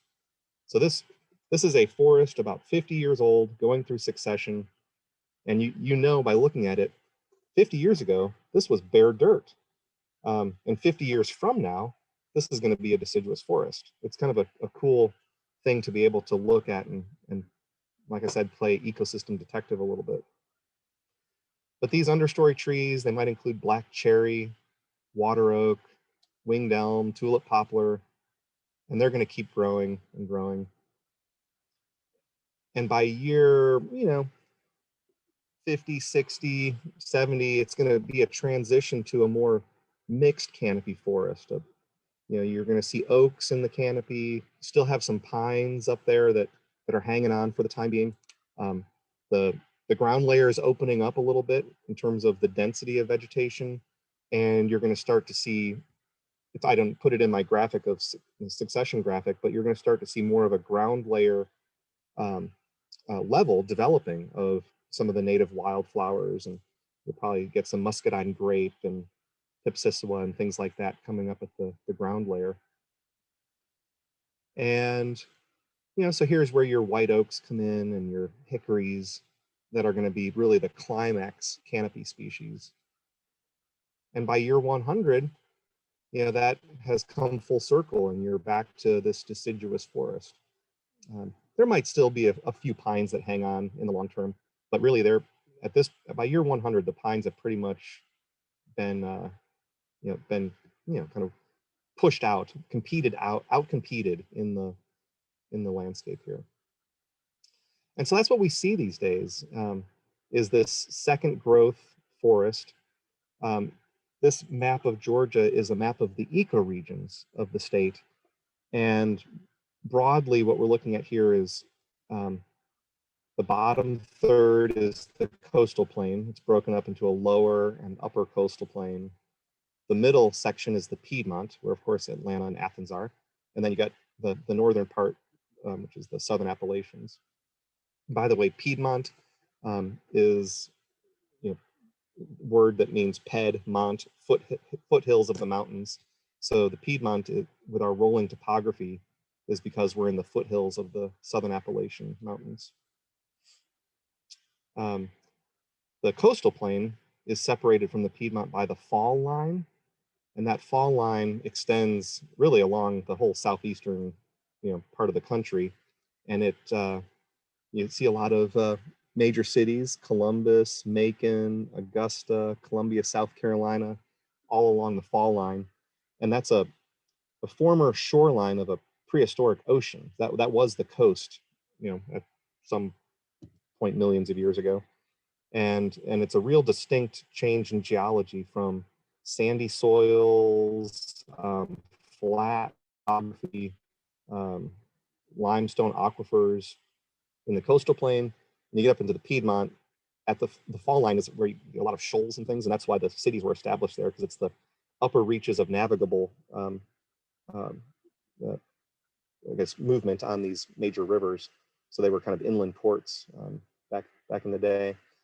But the Piedmont, with granite geology and not very accessible groundwater, we rely primarily on surface water for all of our drinking water needs and everything. Okay, but I guess the point of me putting this up was to say that the outcome of succession in terms of the specific mix of species is very much determined by where you are on this map. So the outcome of succession in the lower coastal plain will be a different mix of species than you would see at the outcome of succession in the Piedmont. The process and the timeline, very similar, but the plant community at the end is different. And Steve Sanchez will talk some more about plant communities and how to use some of that knowledge in deciding what's the right plant to plant in a specific place. I think he's at week 3, if I remember right. But just so you go in knowing what he's going to be talking about, a plant community is essentially, it's the vegetation component of an ecosystem. It's an assemblage of plants that recur together in the same type of habitat at the same time. So here we've got, I would call this an open meadow plant community. And it's anytime you get a natural opening in the forest, whether it's a tree falling down or because a little piece of land was cleared, this, you would expect to see this group of sun-loving ground layer plants establishing pretty quickly as a part of succession. And we've got, and a whole bunch of other plant communities I'll talk about. One aspect that's important to remember about plant communities is that the mix of species that are present in any particular place is driven by the characteristic, the character of that place and competition for resources. So the plants all need sunlight, water, and nutrients from the soil, just in some degree, in order for them to survive. Different plants need different mixes of those, but they're all competing for those resources and finding the niche in the ecosystem that they can persist in. And so depending on the availability of those resources, you'll have different plants that are most successful in acquiring the resources there. So here at this granite outcrop, which is a natural ecosystem here in the southeast, lots of sun, very little water, and water that comes distributed only as a result of rainfall until it evaporates, and very little soil. Maybe we're talking centimeters of soil in some places, or none at all on the actual outcrop. So the plants that grow there are successful at competing for the scant resources that are there, and then adapted to those harsh conditions. So you get a lot of succulent plants like prickly pear cactus and things that can succeed there. Totally different conditions in floodplains, but again, the plants that are most successful at accessing the sun, water, and nutrients are the ones that'll persist in that landscape. And plant communities change over time. Conditions do change. Obviously, the plant community, the specific mix of species that grows in the sandy floodplains that we have today with 6 feet of sediment deposited on top of that landscape, are probably a little different in the mix of species than the ones that would have been there 200 years ago under different conditions, different flood intervals, and so forth. So things change, and the plant communities are dynamic. Also, they're not distinct boundaries between plant communities. I always say it's easy to, when you're standing in the forest, to look around and determine what plant community you're in. If it's an oak hickory forest, or if you're up in the mountains, a hemlock cove, or a pine forest. But it's at the edge of where that transitions, and into the next adjacent plant community. The edges are blurred together in these ecotones, and you have to kind of rely on a little bit of experience and maybe some judgment to be able to determine the boundary of any particular plant community. One of the ways we do that through observation is by looking at forest structure. And I've already been using some of this terminology, but we look at 4 different layers of a forest. The canopy, which is the highest trees, probably at least 50, 60 feet tall. You got the canopy layer, an understory layer, which is made up of species that are still trees, but will never be the height of the canopy. So things like flowering dogwood, redbud, maybe serviceberry, things like that. Their max mature height, 25, 35 feet at tops. So that's the understory. The shrub layer is made up of things like viburnums and is some invasive species like privet would be in the shrub layer. And that's usually things that are in kind of the kind of 6 to 12 foot range. And then you have the ground layer, which is mostly herbaceous species, ferns and other wildflowers and things like that. And we can kind of look at what are the dominant species at each of those layers.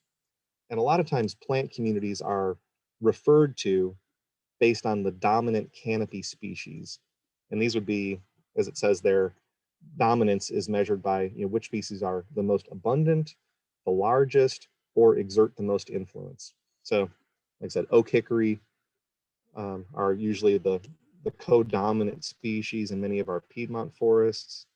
Longleaf pine would have naturally been dominant in most of the coastal plain forests. You get into the mountains and there's others. We also might look for what are referred to as indicator species. And these are plants that are so specific in their growing requirements, their cultural requirements, that they're only found under certain conditions. And the best example of that are wetland indicator species, things like buttonbush or soft rush or elderberry, that they're called wetland indicator species because if you find them growing somewhere naturally where they haven't been planted, they're growing there because it's saturated soil conditions and it's probably a wetland if you find them growing there. So they indicate the presence of those conditions. And we can use all these things as clues just to help us then, classify a particular landscape as a particular plant community. Another thing, we've used the term already a few times, native species. This can be a confusing term because it's used so differently by different people. And you can, like you go to the store or the plant nursery and you can buy a plant that's native, but you kind of have to ask native to what? Native to North America, native to Georgia, native to the Southeast, native to the Piedmont of Georgia, native to what? And so just to be very specific and precise about it, I like to say, and this is this is my definition that I use, a species which occurred naturally in a particular ecosystem prior to European settlement is a good way to determine if something's native or not. So, because those ecoregions that I showed you in that map of Georgia, they're very different. And a plant that is native to the coastal plain, and I'll use the example because someone said it was one of their favorites, the Magnolia grandiflora, the southern magnolia. That's native to the coastal plain. You'll find that growing as a dominant species in some of the maritime forests and in those in the coastal plain and on the barrier islands. It is not naturally occurring in the Piedmont, but you see it growing here now because it's been planted and it does spread. So, but according to my definition, I would not call southern magnolia native in the Piedmont of Georgia. It's been introduced. The timeline part of it, the temporal component of saying European settlement, that's just in recognition of the fact that after European settlement, with so much commerce and shipment and everything, mobility across continents. There were hundreds and thousands of species that were introduced to this continent after European contact. Prior to that, there was relatively little introduction. I mean, you could say something like corn was intentionally introduced to North America, but that had to take hundreds of years to make that corn and basically let it evolve in a way that it could handle the conditions up here coming from South America. Okay, so Bartram is a great reference to, if there's any confusion about whether something was native, because he documented so much of that. Talked about ecoregions already. And just in contrast to native, of course, the antonym is non-native, but some other terms that are often used are exotic or introduced or alien. So these, we all consider those to be synonyms for one another. And this is just a species that is not native to a specific physiographic region or ecosystem. And I've got the ginkgo up there. Ginkgo is not native. It was introduced to North America. It's a beautiful tree. Like I said, you guys said it has lovely fall color. It's well behaved in the sense that it doesn't spread on its own, but there are a small percentage of non-native species that are real ecological problems. And so we got to throw in the adjective invasive when we're talking about these species there. Because a ginkgo, I love ginkgos. There's, providing great ecosystem services. That there's nothing wrong with ginkgos. Kudzu, there's something wrong with kudzu. It's an invasive exotic species. It disrupts the process of succession. It displaces, and all invasive exotic species, they displace native species. They prevent the continued growth and developing resilience of an ecosystem. And they cause economic damage as well, because there are, certainly in an agricultural setting, there's economic harm, but in a natural setting, they are, they can, it can cause real ecological damage. So we need to think about how to manage invasive exotic species. And certainly, as a first and foremost rule, don't plant invasive exotic species, but to the degree that it is reasonable and safe, we should be thinking about removing invasive exotic species. I know Trees Atlanta with their forest stewardship does a lot of that. A great reference for what is invasive exotic species in Georgia is this website, the Georgia Exotic Pest Plant Council, georgiaepc.org, and they maintain a list of invasive exotic species in the state of Georgia, and they've got them broken down into kind of threat levels. So the top tier, of course, includes things like Chinese privet and kudzu, and I think Chinese wisteria is probably in there, microstegium, some of the real bad ones. But then there are others that that are on the list, and kind of gets people a little bit,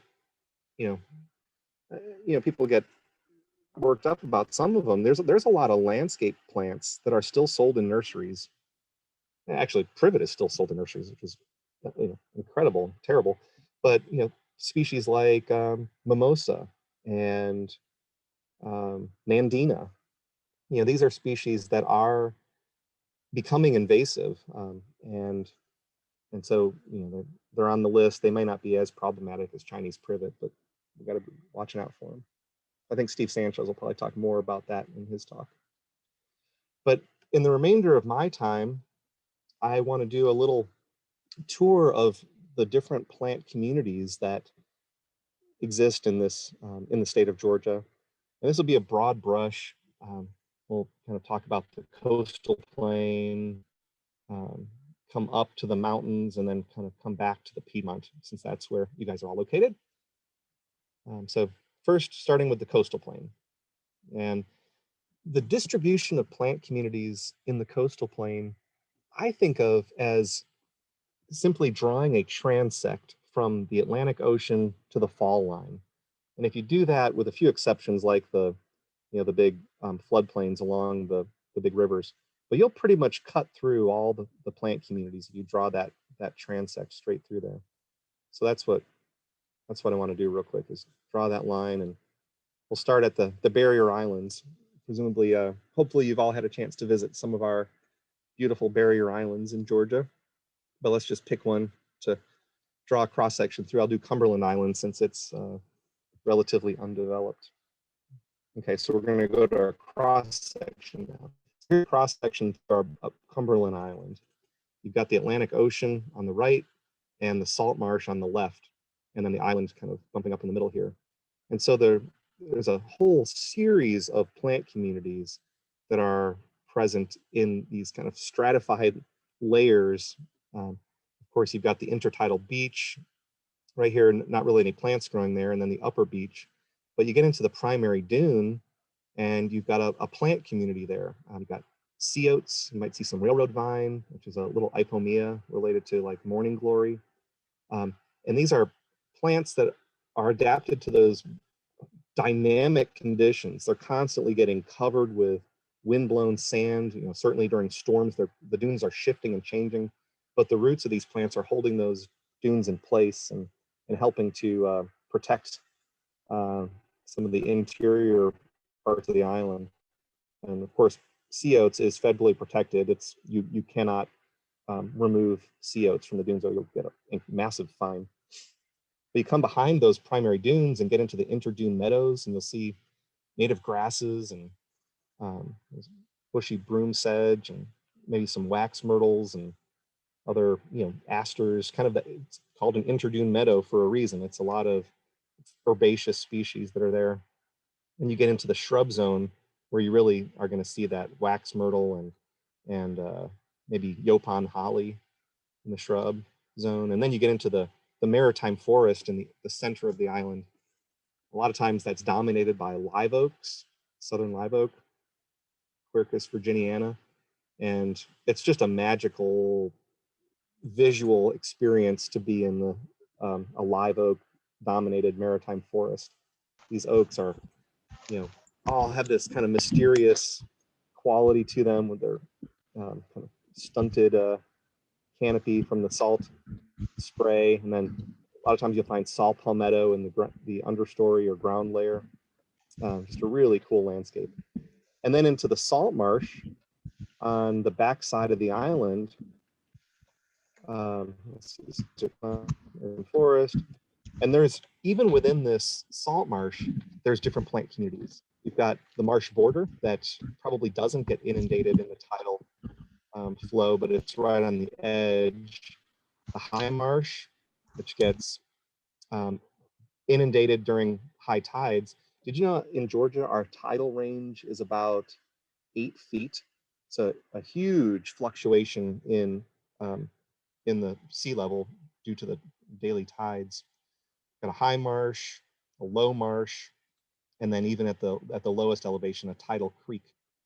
Each of those a distinct part of the plant community or the ecosystem, and each having an assemblage of species that are found in those specific plant communities. You get it if our transect now crosses over the salt marsh and into the mainland, the interior. We'll get into the longleaf pine forest. This would have dominated the coastal plain from Texas to Virginia prior to European settlement, but pretty much, I think 99% of longleaf pine forests were cut down with valuable timber. Another example of exploitation of our natural environment here. And they've mostly been replaced by either development or agriculture or silviculture, which is growing pines for harvest. And most of the silviculture is slash pine or loblolly because it's a lot faster growing than longleaf.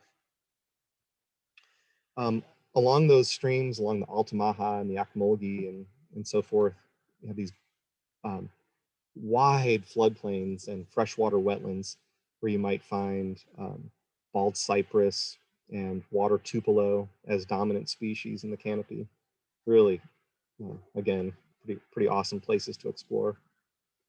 And then getting up close to the fall line, as you make your way up north, you get to the sand hills and sand ridges, which are still in the coastal plain, but they're essentially the barrier islands of that prehistoric ocean. They're the dunes and that would have existed back then. So these are deep, deep sands. You know, sometimes the sand here can be 30 feet deep. So it's just a harsh condition for plants to grow in, very dry, not a whole lot of nutrients in the soil. So it's got this real kind of desert-like feel to it. But there are species like turkey oak and blue jack oak that grow in there. It's also a very important habitat for the gopher tortoise, which is a state level threatened species, and it's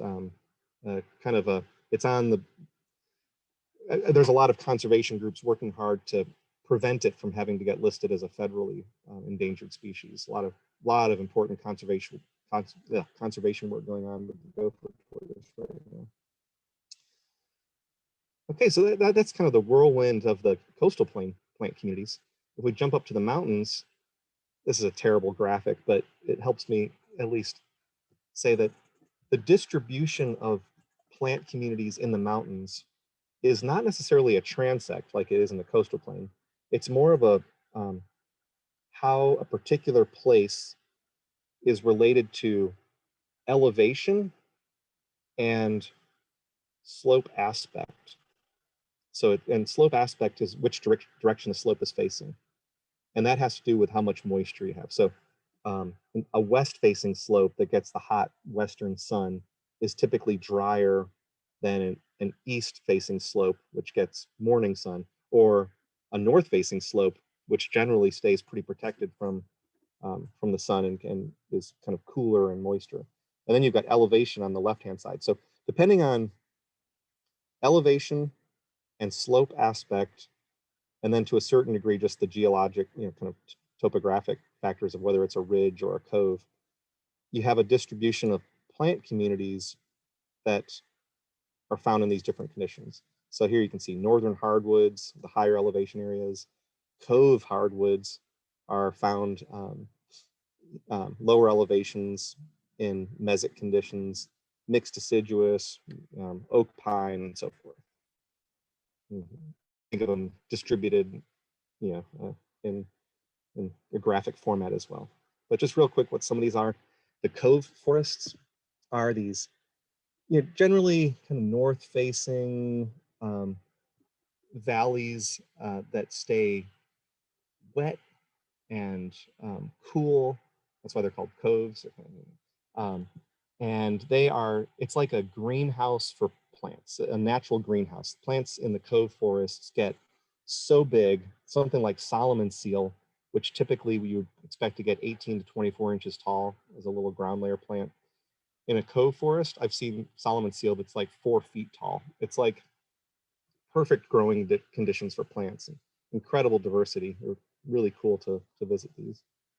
The canopy is typically massive because the trees have gotten so tall. This is a yellow buckeye in a cove forest up near Vogel State Park. The northern hardwood forest, as you work your way up to those higher elevations, you're getting into an ecosystem where the soils are much shallower, steep slopes, get a lot of, over geologic time, erosion. So there generally is a shallow topsoil layer, pretty harsh climatic conditions. So the trees tend to be kind of stunted, dominated by, at this point, probably chestnut oak and northern red oak. Used to see a lot of American chestnut, but there isn't any mature chestnut anymore because of chestnut blight. But usually a really diverse ground layer up here in the northern hardwood forest with some trillium and sundrops and so forth. We don't have any in Georgia, but if you get into high elevations in North Carolina, you'll see spruce fir forests that are dominated by reds and I think Douglas fir. They're succumbing to, unfortunately, to an invasive exotic insect, a adelgid. So that's a lot of stewardship efforts going on with that.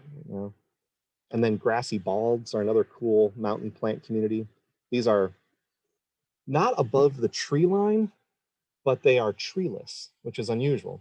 There's a lot of debate on what are the origins of these grassy bulbs that are dominated by native grasses and basically are persisting. They're not going through any sort of succession to revert to a forest. And there's like, I guess the mystery is, why are they treeless? You know, you can see a couple of scattered trees. You know, some thoughts are that these were cleared and grazed historically, and for some reason have just not returned to forest. There's some speculation that it might be fire as a that managed these landscapes, but nobody really knows for sure. But really, again, cool botanical diversity. Turk's cap lily. This is in the middle. It's false hellebore, another kind of trillium that's found on the grassy bulbs in the lower right. Cool stuff. And then if we bounce down to the Piedmont in the middle here, where we are, we've got rolling topography, a lot of streams and so forth, kind of networking throughout this landscape. And so our plant communities are really distributed based on where they are in that kind of topographic continuum, where they are, like if they're on a ridge versus a floodplain. And that they're really driven by just moisture regime, whether it's a dry ridge or a wet floodplain and everything in between. And another kind of big category is whether it's a plant community with a canopy or without a canopy. And so we'll talk about some of our forested communities as, on this moisture continuum from dry to wet. Ridgetop forests or sub-xeric, xeric means dry. Mid-slope forests are kind of in the middle and they're not as dry. Mesic forests getting to the base of the slope where it's typically stays a little bit moister and richer, deeper soils. And then the bottomland forests, which might even be considered floodplains, might even be considered wetlands, where you've got forested wetlands and floodplain forests along streams. And then in our open communities, from dry to wet, you've got granite outcrops, I should put that up on top, that are extremely dry. We've got some grasslands that we used, again, pre-European settlement, there actually were Piedmont prairies scattered throughout the Southeast that were grass-dominated plant communities, usually punctuated by trees. So they were more savanna type landscapes with, but dominated by grasslands in the ground layer. And we don't have as many of those, mainly because they were primarily maintained by the disturbance regime of fire, and without that, intentionally managed today, a lot of them have reverted back to forest. But we still see grassland communities and power line easements and rights of way and things like that. And then open wetland plant communities like emergent wetlands and shrub wetlands. So I'll show a few pictures of each of these.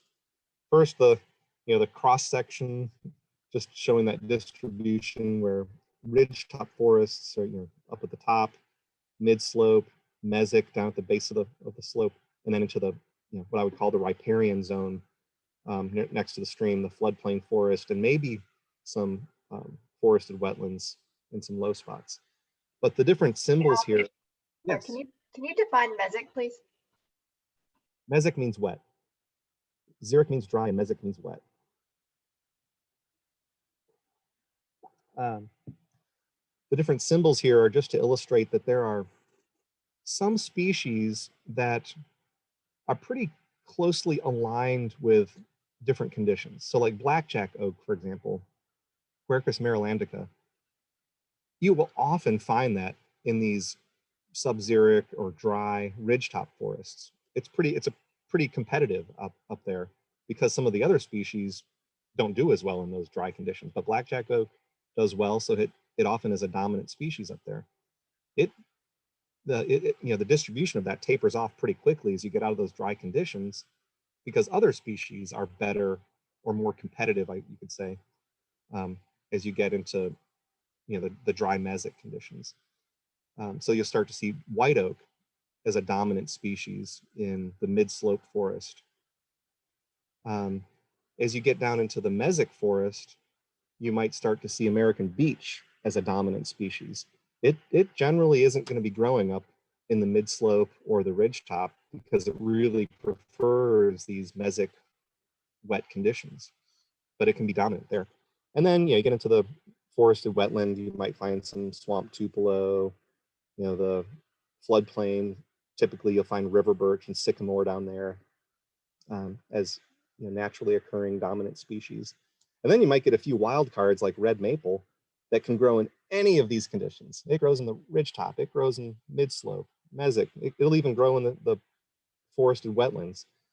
So all that is to say is, as you get to know the species, you'll know which ones are widely distributed and which ones are specific, and you can use that information to help determine what plant community you might be observing at any point in time.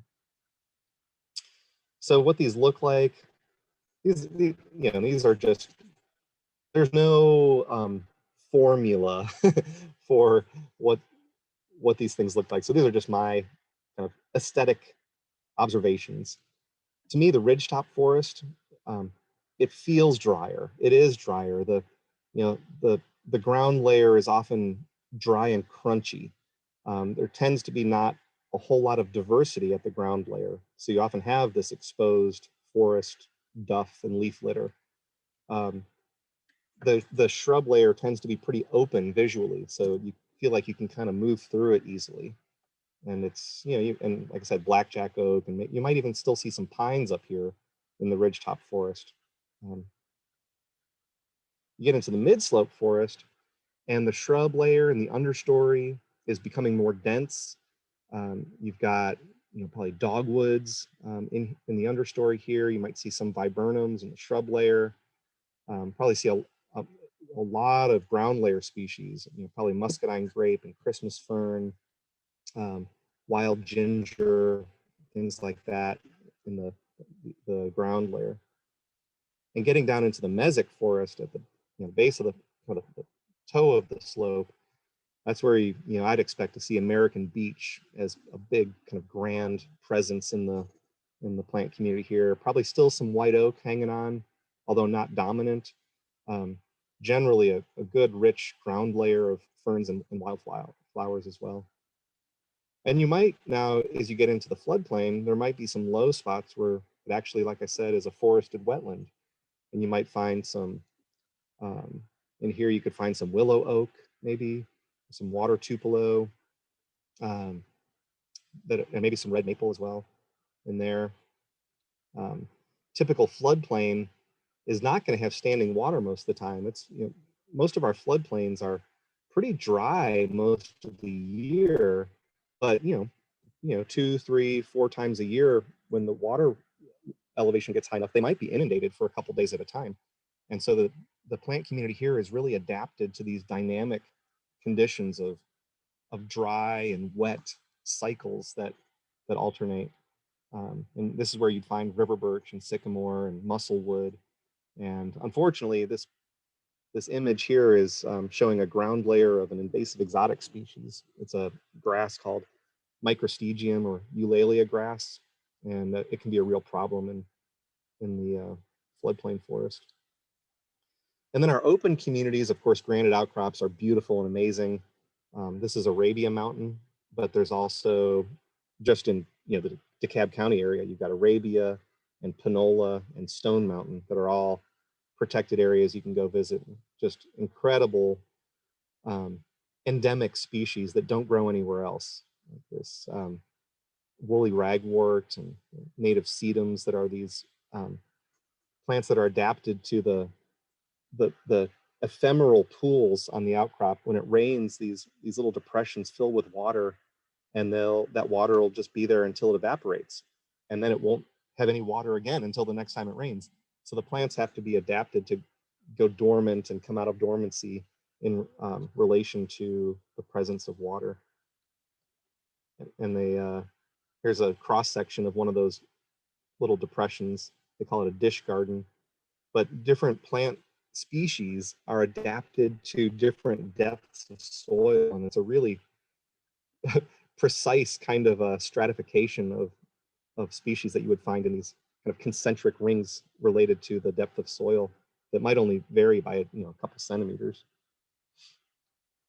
Here's one where you can see there's the bare rock in the lower right, and then you get the kind of crustose moss right on that bare rock, and then you get into hair-capped moss, and then this is a reindeer moss, and then you get into some of the little grasses, and then broom sedge, and then you've got some sparkleberry. And so as the soil depth is increasing, as you get away from this granite dome, the plant species are changing. You can really see the relationship of individual species to depth of soil. Really cool places. I highly recommend exploring some of these if you haven't had a chance to already. This one's in Athens. This is Rock and Shoals granite outcrop, and it's protected by the DNR and Athens Clark County share stewardship of it. The grasslands, like I said, where grasslands are persisting today, it's due to management. There historically fire would have been naturally occurring as well as human induced by the indigenous populations that would have helped to maintain grasslands. Today, assuming that we're not doing prescribed burns, which is something that is done by the Department of Natural Resources on some of their protected land, they will do controlled burns. But in areas where we're not allowing fire to occur, the only way these are going to persist is if they are mowed annually. So the mowing kind of replaces fire as a way to, as we talk about it, arrest succession. It halts succession. If this grassland here, which is in a power line, you can see the power line up above, if this weren't mowed annually, it would go through succession. You'd see pines popping up in here. It would turn into a forest within a few years. But we prevent that from happening by mowing it, which kills the trees. There's another grassland that's just being maintained by a benevolent landowner. They maintain this wildflower meadow and mowing it once a year. And then our open wetland communities, we've got, this is an emergent wetland, meaning that the vegetation is rooted in the soil, in this wetland and emerges above the water level. So it's emergent vegetation. This would be things like duck potato and arrowhead and water lotus and things like that. Got a whole plant community of emergent wetlands. And I put the picture of this pond in here. All of our lakes and ponds in Georgia are human-made. They're all built by building a dam across a stream or a river, and that impounds water. It creates these both farm ponds and also our big reservoirs like Lake Allatoona and Lake Lanier. So they've all been created, and so it's kind of an artificial ecosystem, but we can use this native reference of the emergent aquatic wetland as a palette of plants to think about planting along the shoreline of these human-made ecosystems. And that's actually, that'd be a good, Steve Sanchez again might talk about that, where we create conditions that are novel, new conditions, new landscape conditions. We need to think about what plants are going to do well in those conditions. And this is where the knowledge of plant communities comes in as useful, as you can think about, well, we've created these wetland conditions, so why don't we plant wetland plants along the edge there, and they should do well, even though it's not a natural ecosystem. Okay, so I'm kind of getting towards the end here, and we'll have time for some discussion, but go back to the timeline that we've talked about And so, when Bartram came through the Southeast in the late 1700s, he was seeing a cultural ecosystem. Humans had been here for thousands of years, but the presence of humans had been working simultaneously with natural processes to develop, climax, resilient, stable forest ecosystem. There were all these other dynamics, going on as well, wetlands and granite outcrops and things, but it was primarily forested. And between 1800 and 1850, that forest was cleared. It turned into cotton agriculture. And then between 1930 and today, that cotton agriculture is gone, or mostly gone, and the forest has rebounded. And so it's been this roller coaster of forest cover in the state of Georgia over the last couple hundred years. And you can see the trends here just from 1930 to today, where forest cover has gone from 20% of the state to close to 60% of the state in 70 years. Agriculture declined from 30% of the state to about 10% and then back up.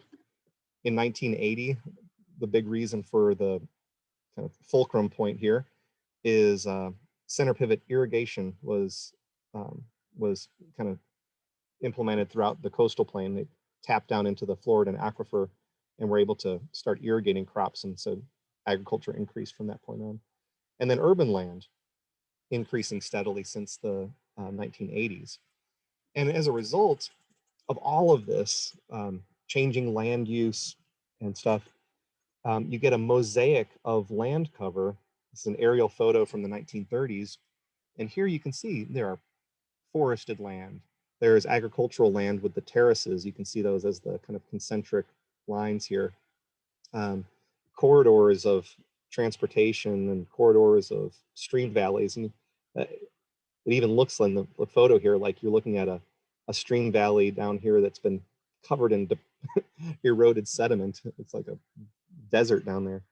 But anyway, thinking about this patchwork, which there are a whole science of landscape ecology studies the distribution of land cover and how that influences and determines ecosystem services and all kinds of variables that result from this patchwork. And I guess that those dynamics continue today. If you zoom into Atlanta, of course, this is part of why Trees Atlanta is here. Is the trends in urban areas are that tree cover has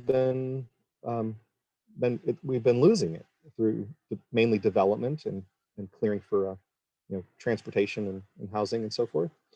And so we want to reverse these trends and limit the amount of sprawl, but also replant an urban forest to help reverse some of these trends that we see all the time. And then finally, even though our land cover is still, statewide is mainly forest, it is a different forest than what Bartram saw. It's a second or third growth forest. It's probably still going through the process of succession to reach that climax stage.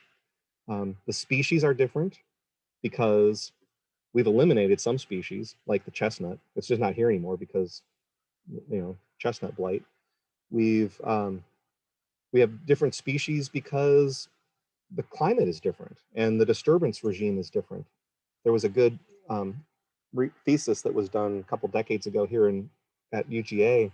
A student looked at using old survey records, which often referred to the trees that were on the boundary of a parcel as a part of the description, was able to kind of get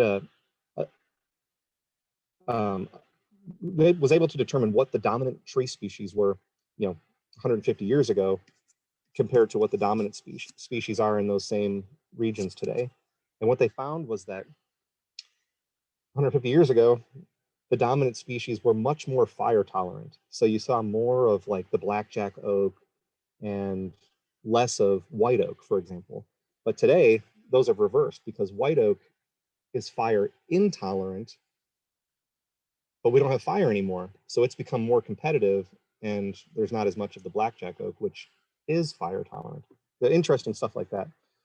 Diversity is different, mainly because we washed away that topsoil layer, and along with it, an entire seed bank of native species. So along with succession rebuilding the forest structure, there is a need to rebuild the forest diversity. And that is that's not a 100-year process to rebuild the forest diversity. That's thousands of years.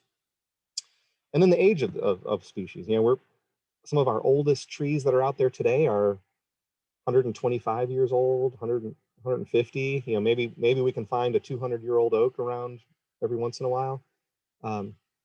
But most of our trees that are out there are probably 60, 70, 80 years old as they're like I said, second growth species. So all these things have it's a very different landscape today than it was. And I would argue it's going to be a different, you know, there are going to be different conditions 30 years from now than there are today. And so, you know, so what changes will need to occur for our forests and our trees to remain healthy and resilient and competitive as climate changes and becomes warmer, as we start to see more, which we have seen in recent decades, kind of going from a kind of a pretty even distribution of rainfall throughout the year. We seem to be getting into these cycles of dry and wet periods. And that's, you know, that's something that our plant communities are going to have to adapt to or change. And so as we understand those dynamics, we can be trying to assist and steward the well-being of our forests, I guess I would say.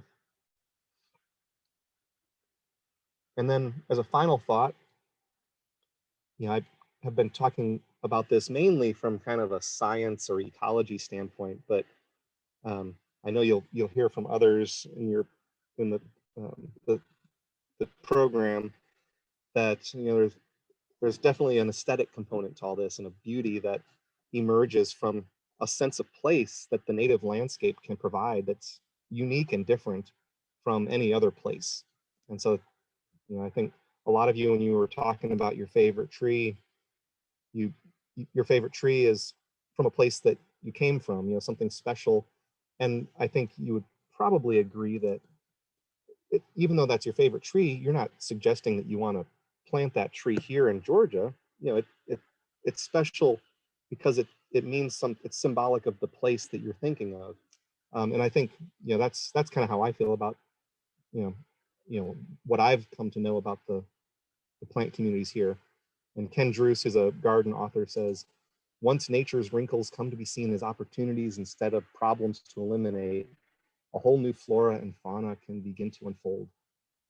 And Jens Jensen, a landscape architect from early 1900s, he talks about, you know, as a landscape architect, working with the contours of the earth, the vegetation, the changing of seasons, and the setting sun and the afterglow, and even the height of the moon as you know, things that his design wants to you know, celebrate and highlight. And then Daniel Burnham, who was basically created the World's Fair up in Chicago in 1896 and worked with Frederick Law Olmsted. And when Burnham was talking about Olmsted, he said, he's an artist. He paints with lakes and slopes and lawns and banks and forest-covered hills. I love that. But anyway, this native landscape and the plant communities within it, some of the characteristics that I think are special, and this is true for any native ecosystem and anywhere in the world. It's they're diverse, and we need to appreciate that diversity. And I would like to say we need to observe and understand that diversity.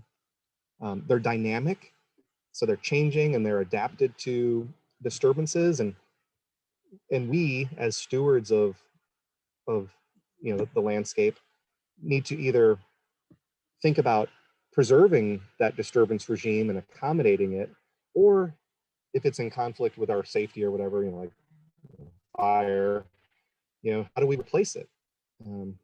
If we're wanting to maintain that Piedmont prairie, and for whatever reason we can't burn it, and we need to be thinking about how we replace that that process, and maybe that's mowing, or maybe we can do safe prescribed burns to help manage that. So they're dynamic, they're connected and functional.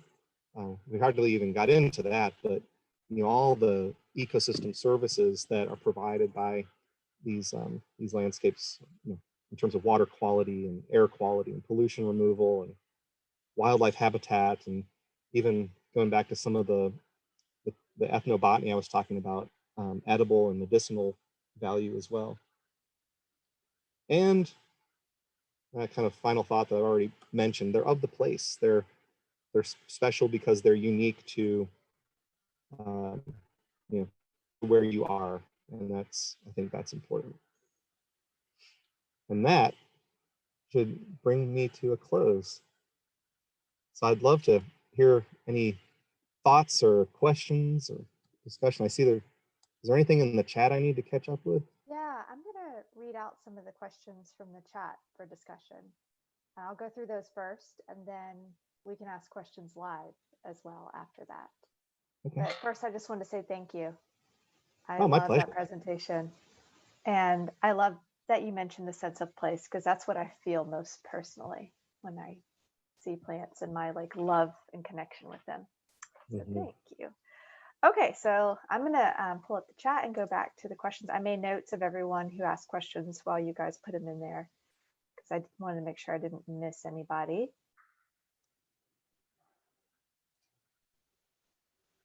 Just 1 second. Okay.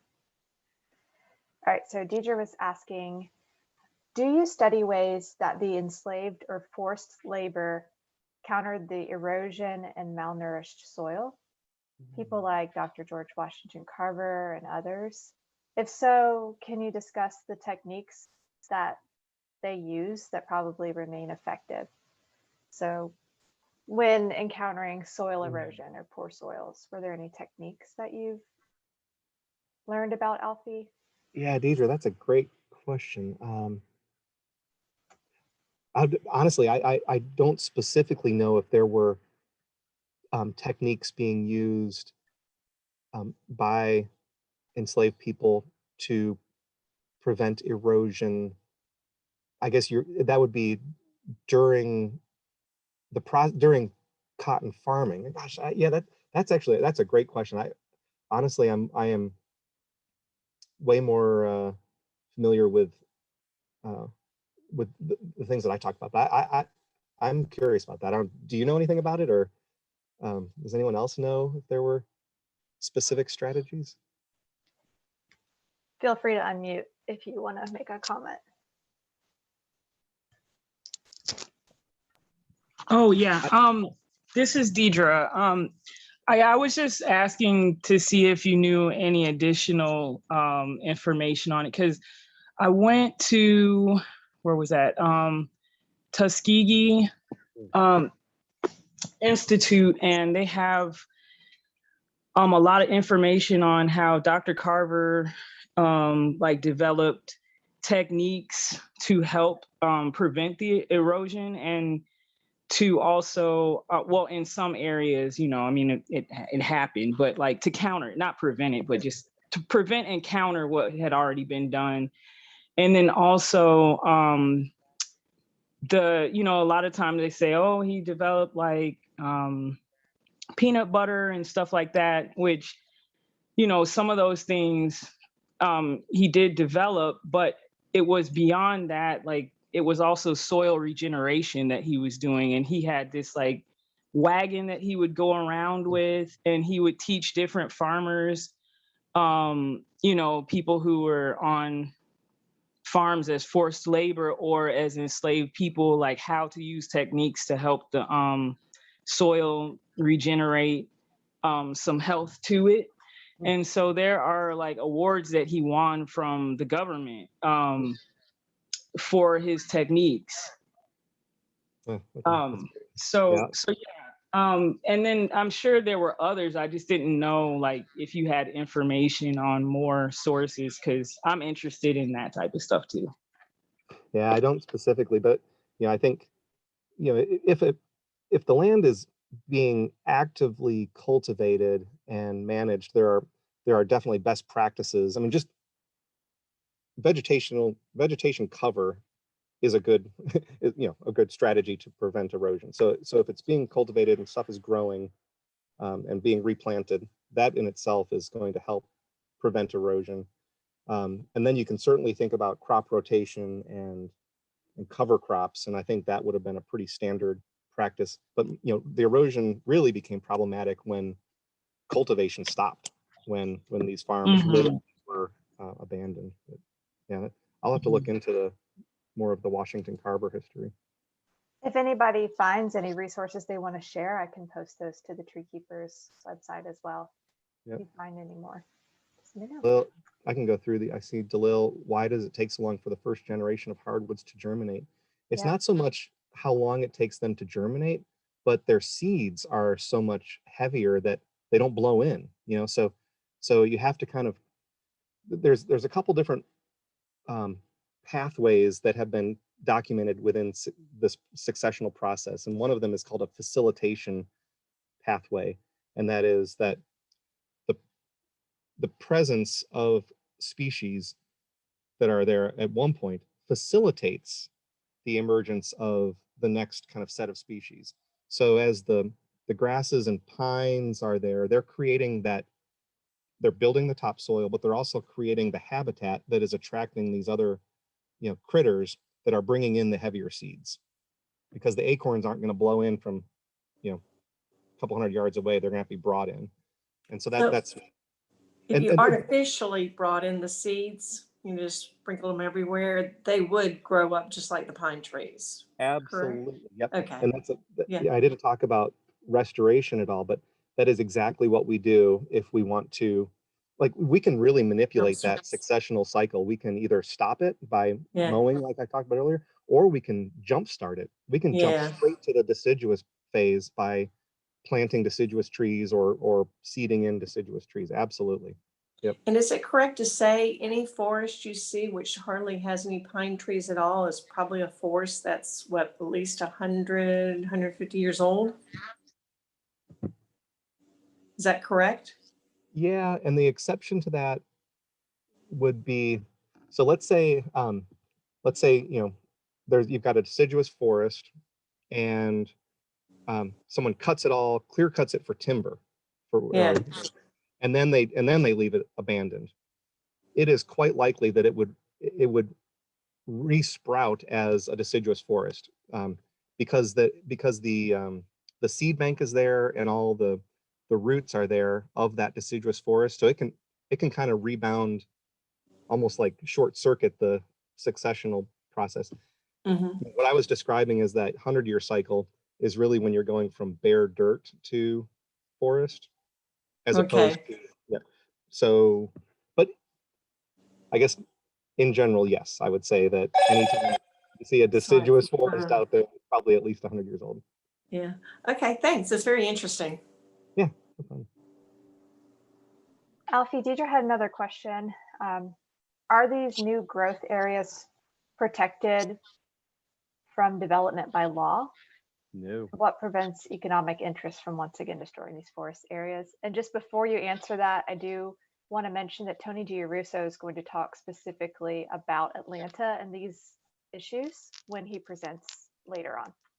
Yep. But nope, there are no inherent protections on any land, other than, let's see, there's stream buffer protection. So, statewide, 25 feet on either side of a stream. And I think, many counties and other jurisdictions have added on to that to make it 75 feet. That land is protected. You've got obviously conservation land that the Georgia Conservancy or the state has protected. And then private landowners can do conservation easements, which permanently protect their land and make it undevelopable. But that's a intentional, process. So. Yes, it would be nice if there were more help from municipalities. Okay, so Elle was wondering what exactly was the thought process behind planting kudzu, which I kind of wonder who was the thought process behind planting kudzu. Well, add to that. Let's see. I think if I remember right, there was a Atlanta Journal and I don't remember this from being there. I'm not that old, but I remember it from reading it. There was an Atlanta Journal Constitution journalist in the 1940s named Channing Cope that was he was like the kudzu king, and he promoted kudzu as this miracle vine. And the thinking behind it was that it grows so fast, what, a foot a day, or there's all kinds of, quips about how fast kudzu grows. If you throw the seed over your shoulder, you have to start running or it'll catch up to you, kind of thing. But it really does grow so fast, and with those big, broad leaflets, it honestly does a pretty good job of covering the soil. It helps to break. Soil erodes when a raindrop hits it and dislodges the sediment, and then that sediment is conveyed away. So if you can cover the soil with leaf coverage and prevent that raindrop, break its velocity so that it doesn't dislodge the soil particles, it works. But now we've got to deal with all the kudzu that's out there that is now an invasive exotic species. But yeah, it was. There's other examples of invasive exotic species that were introduced for benevolent purposes, I guess. Rabbits in Australia, cane toads in Australia, cats everywhere. Yep. And autumn olive, which is one of our really bad invasive shrubs, was introduced by the Fish and Wildlife Service, or the U.S. Forest Service, as a wildlife habitat promoting species, because the berries are edible. So they promoted it, but now it displaces all the native species that the wildlife needs. So just classic case of, you know better, you do better. Gotta move on, deal with it now. There are regulations now about the introduction of species. So there's a federal agency called APHIS, the Animal Plant Health Inspection Service, and they regulate now the introduction of any species from outside of this continent, whether animals, plants, etc. But are they given any funding with which to do so? Very good question. And probably not. Okay, next question. Donna was wondering, do you know if research like Suzanne Simard's work with the tree cooperation has been done with other plants like shrubs or grasses, etc.? And I think she's talking about the network of roots.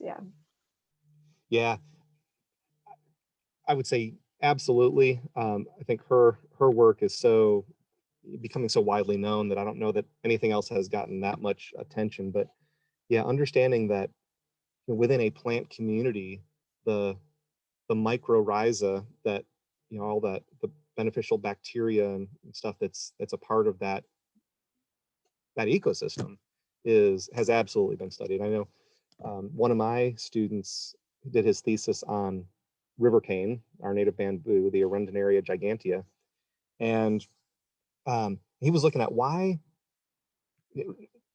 is river cane not sold more in nurseries as a stream restoration plant? And it's incredible. But why does it only grow where it grows and not being planted?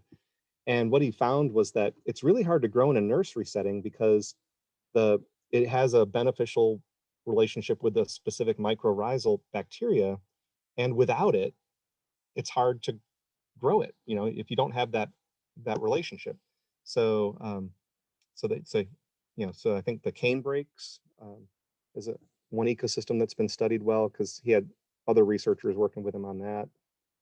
But yeah, I think it's neat stuff. I think there's a lot of research that needs to be done to understand those relationships better. Thank you for that. I've been wondering about it, because all we hear about is the trees. And I thought, well, if it's true of trees, surely it's true of other plants. And I haven't seen anything about the others. Okay, great. Thank you. Another one, Eugene Odom, I mentioned him. He's a famous ecologist from UGA here. There's a native ground cover called running cedar or ground pine. Yeah, you know that? So it's amazing. And when you find it growing naturally, it's often growing in these big colonies. And it begs the question, this would be the most amazing ground cover to like promote as a for landscape use. But you cannot transplant it. It is I can attest to that. I tried to transplant it and it did not succeed. And I thought, what did I do wrong? But, I began to wonder, is it because it just didn't have any of that support that it needed from other organisms? So that's interesting. That's fascinating. Yeah. And I think that's exactly right, that there's something going on that we haven't figured out yet with that particular plant. But Odom told me once that he actually made the point. He said, if someone figures this out, they're going to become rich because that's such an awesome ground layer plant. Everyone's going to want it, but we just can't figure out how to grow it. Wow. Well, I hope he does. Yeah, Thanks. Steve Sanchez says similar things about other plants too. Yeah. Figure it out. Yeah. Okay. Thank you. Kendra is wondering, is it important for the ecology of the area that we artificially maintain grasslands by mowing? And Kendra, if you have any more specifics about your questions, feel free to speak up. Yeah, I just mostly see it around like power lines and stuff. And I was wondering if, mimicking the natural cycle of fires was beneficial to, native species or anything like that. Yes, definitely. I mean, I think we just need to figure out what are the goals and how to get there. And that's true of any restoration, is you need to really, you think about what you're trying to achieve and what's the most effective and lowest resource, kind of consuming way to achieve it. So, for like a true restoration, if you were working on recreating a Piedmont prairie, like they are at the State Botanical Garden, for example, here in Athens, what they ought to be thinking about, and I know that this is true, they want to do the prescribed burns. And that is the most effective, most fun, and best way to manage that. But they also, if they can't safely do that, they are going to mow it once a year, because that's the only way to keep the Piedmont prairie in place. Otherwise, you'll start seeing the pines and sweet gums popping up in there. So I would say yes, and just I would intelligently thinking about where we're going to invest those resources to get the best benefit I think would be the way to think about it. And why are they trying to keep it prairie and not let it grow up into forest?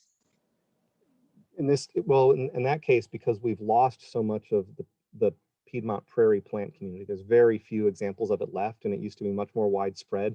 So it's really a conservation effort to make sure that we don't completely lose that, that particular type of ecosystem.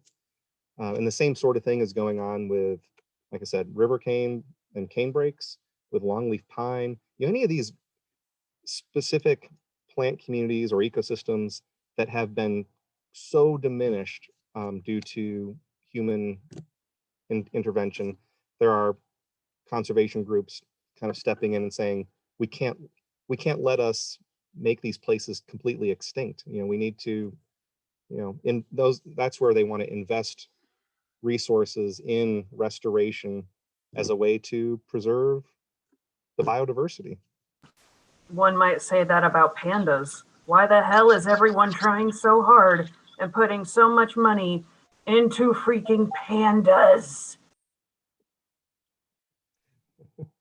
And, we have the native wildlife meadows sometimes we call them prairies, sometimes we call them meadows. That's why I'm hesitating. On the Beltline Arboretum as well. And the same thing, we would love to do prescribed burns, but it's not very safe in such a narrow area. So we kind of settle for mowing. And if you want to learn more about that, you can certainly come volunteer with our Beltline Arboretum team. Just as a side note, because I feel like sharing this, we did actually get to do a prescribed burn at Decatur Cemetery a few years ago. It was like 3/4 of an acre and it took like 45 minutes total because it was so small. But it was an amazing experience to be able to actually try that out at one of the green spaces we help manage. Yeah, that's cool. Yeah. Okay, I have one more question from Nicola. What does vegetation loss look like in 2021? Have we recovered growth or is it still in decline? So I think she asked this question when you were showing those American Forest Study images from 1974 and 1996 or 93, whenever it was. And I think we will talk a little bit more about this later on, but not a ton. So Alfie, if you have any other resources you want to add or any other comments, please Yeah. let us know. So is Brian Stone on the program this year? No, but Tony will be showing Atlanta specific data, Okay. but not regional. Okay. Yeah, I think, you'll get the specific numbers about Atlanta tree loss that Georgia Tech has been studying very closely. So you'll get those updated numbers. I think I don't know, Susan, would you agree that we've kind of slowed the loss, but it's still, the Atlanta metro area is still losing tree cover? Well, I think one interesting thing that Tony will talk about is we did see the slowdown when economic development slowed down, but now it seems to be speeding up again at a pretty high pace now that we've had recovery. Yeah. Statewide, I think the numbers have kind of leveled out. I want to say we're somewhere at about 63. It'd be easy to look up, somewhere in the 60% range of forest cover. But I'll bet that it's probably going to remain pretty consistent. But unfortunately, a lot of that forest cover is being grown to cut down. It is loblolly pine that is, and slash pine that is being grown to harvest it. Before, can I ask something? Before our forested area was depreciated by what, 95%? Since then, how much of it has come back? Because you were talking that 60% of our area is forested, but I'm sure even back in the day, not everything was forested. So I'm just curious how much of that 95% is back. Yeah. Like those old fields that have succeeded and become forest again. Yeah. Yeah. I'm just curious in Georgia, how much is back? I don't know that either. Do you know where we could maybe find that information, Alfie? I'll see if I can find more. Yeah, I'm just curious. Thank you. Yeah. There is great land cover data. If you, the software that you want to use is ArcGIS, Geographic Information Systems, but a lot of that is even navigable on the internet, with the kind of the interfaces that you might find for I would start with the Georgia DNR, Department of Natural Resources, or the Atlanta Regional Commission. They've got all these databases that you can search online to kind of query different things. But I think DNR would be the one that would give you the statistics about the current land cover distribution in the state. And for Dalil's question, we'd be looking to compare like pre-1800 to now, about right. Like was pre-1800 80% coverage and now it's 60%, or was it 60% in 1850?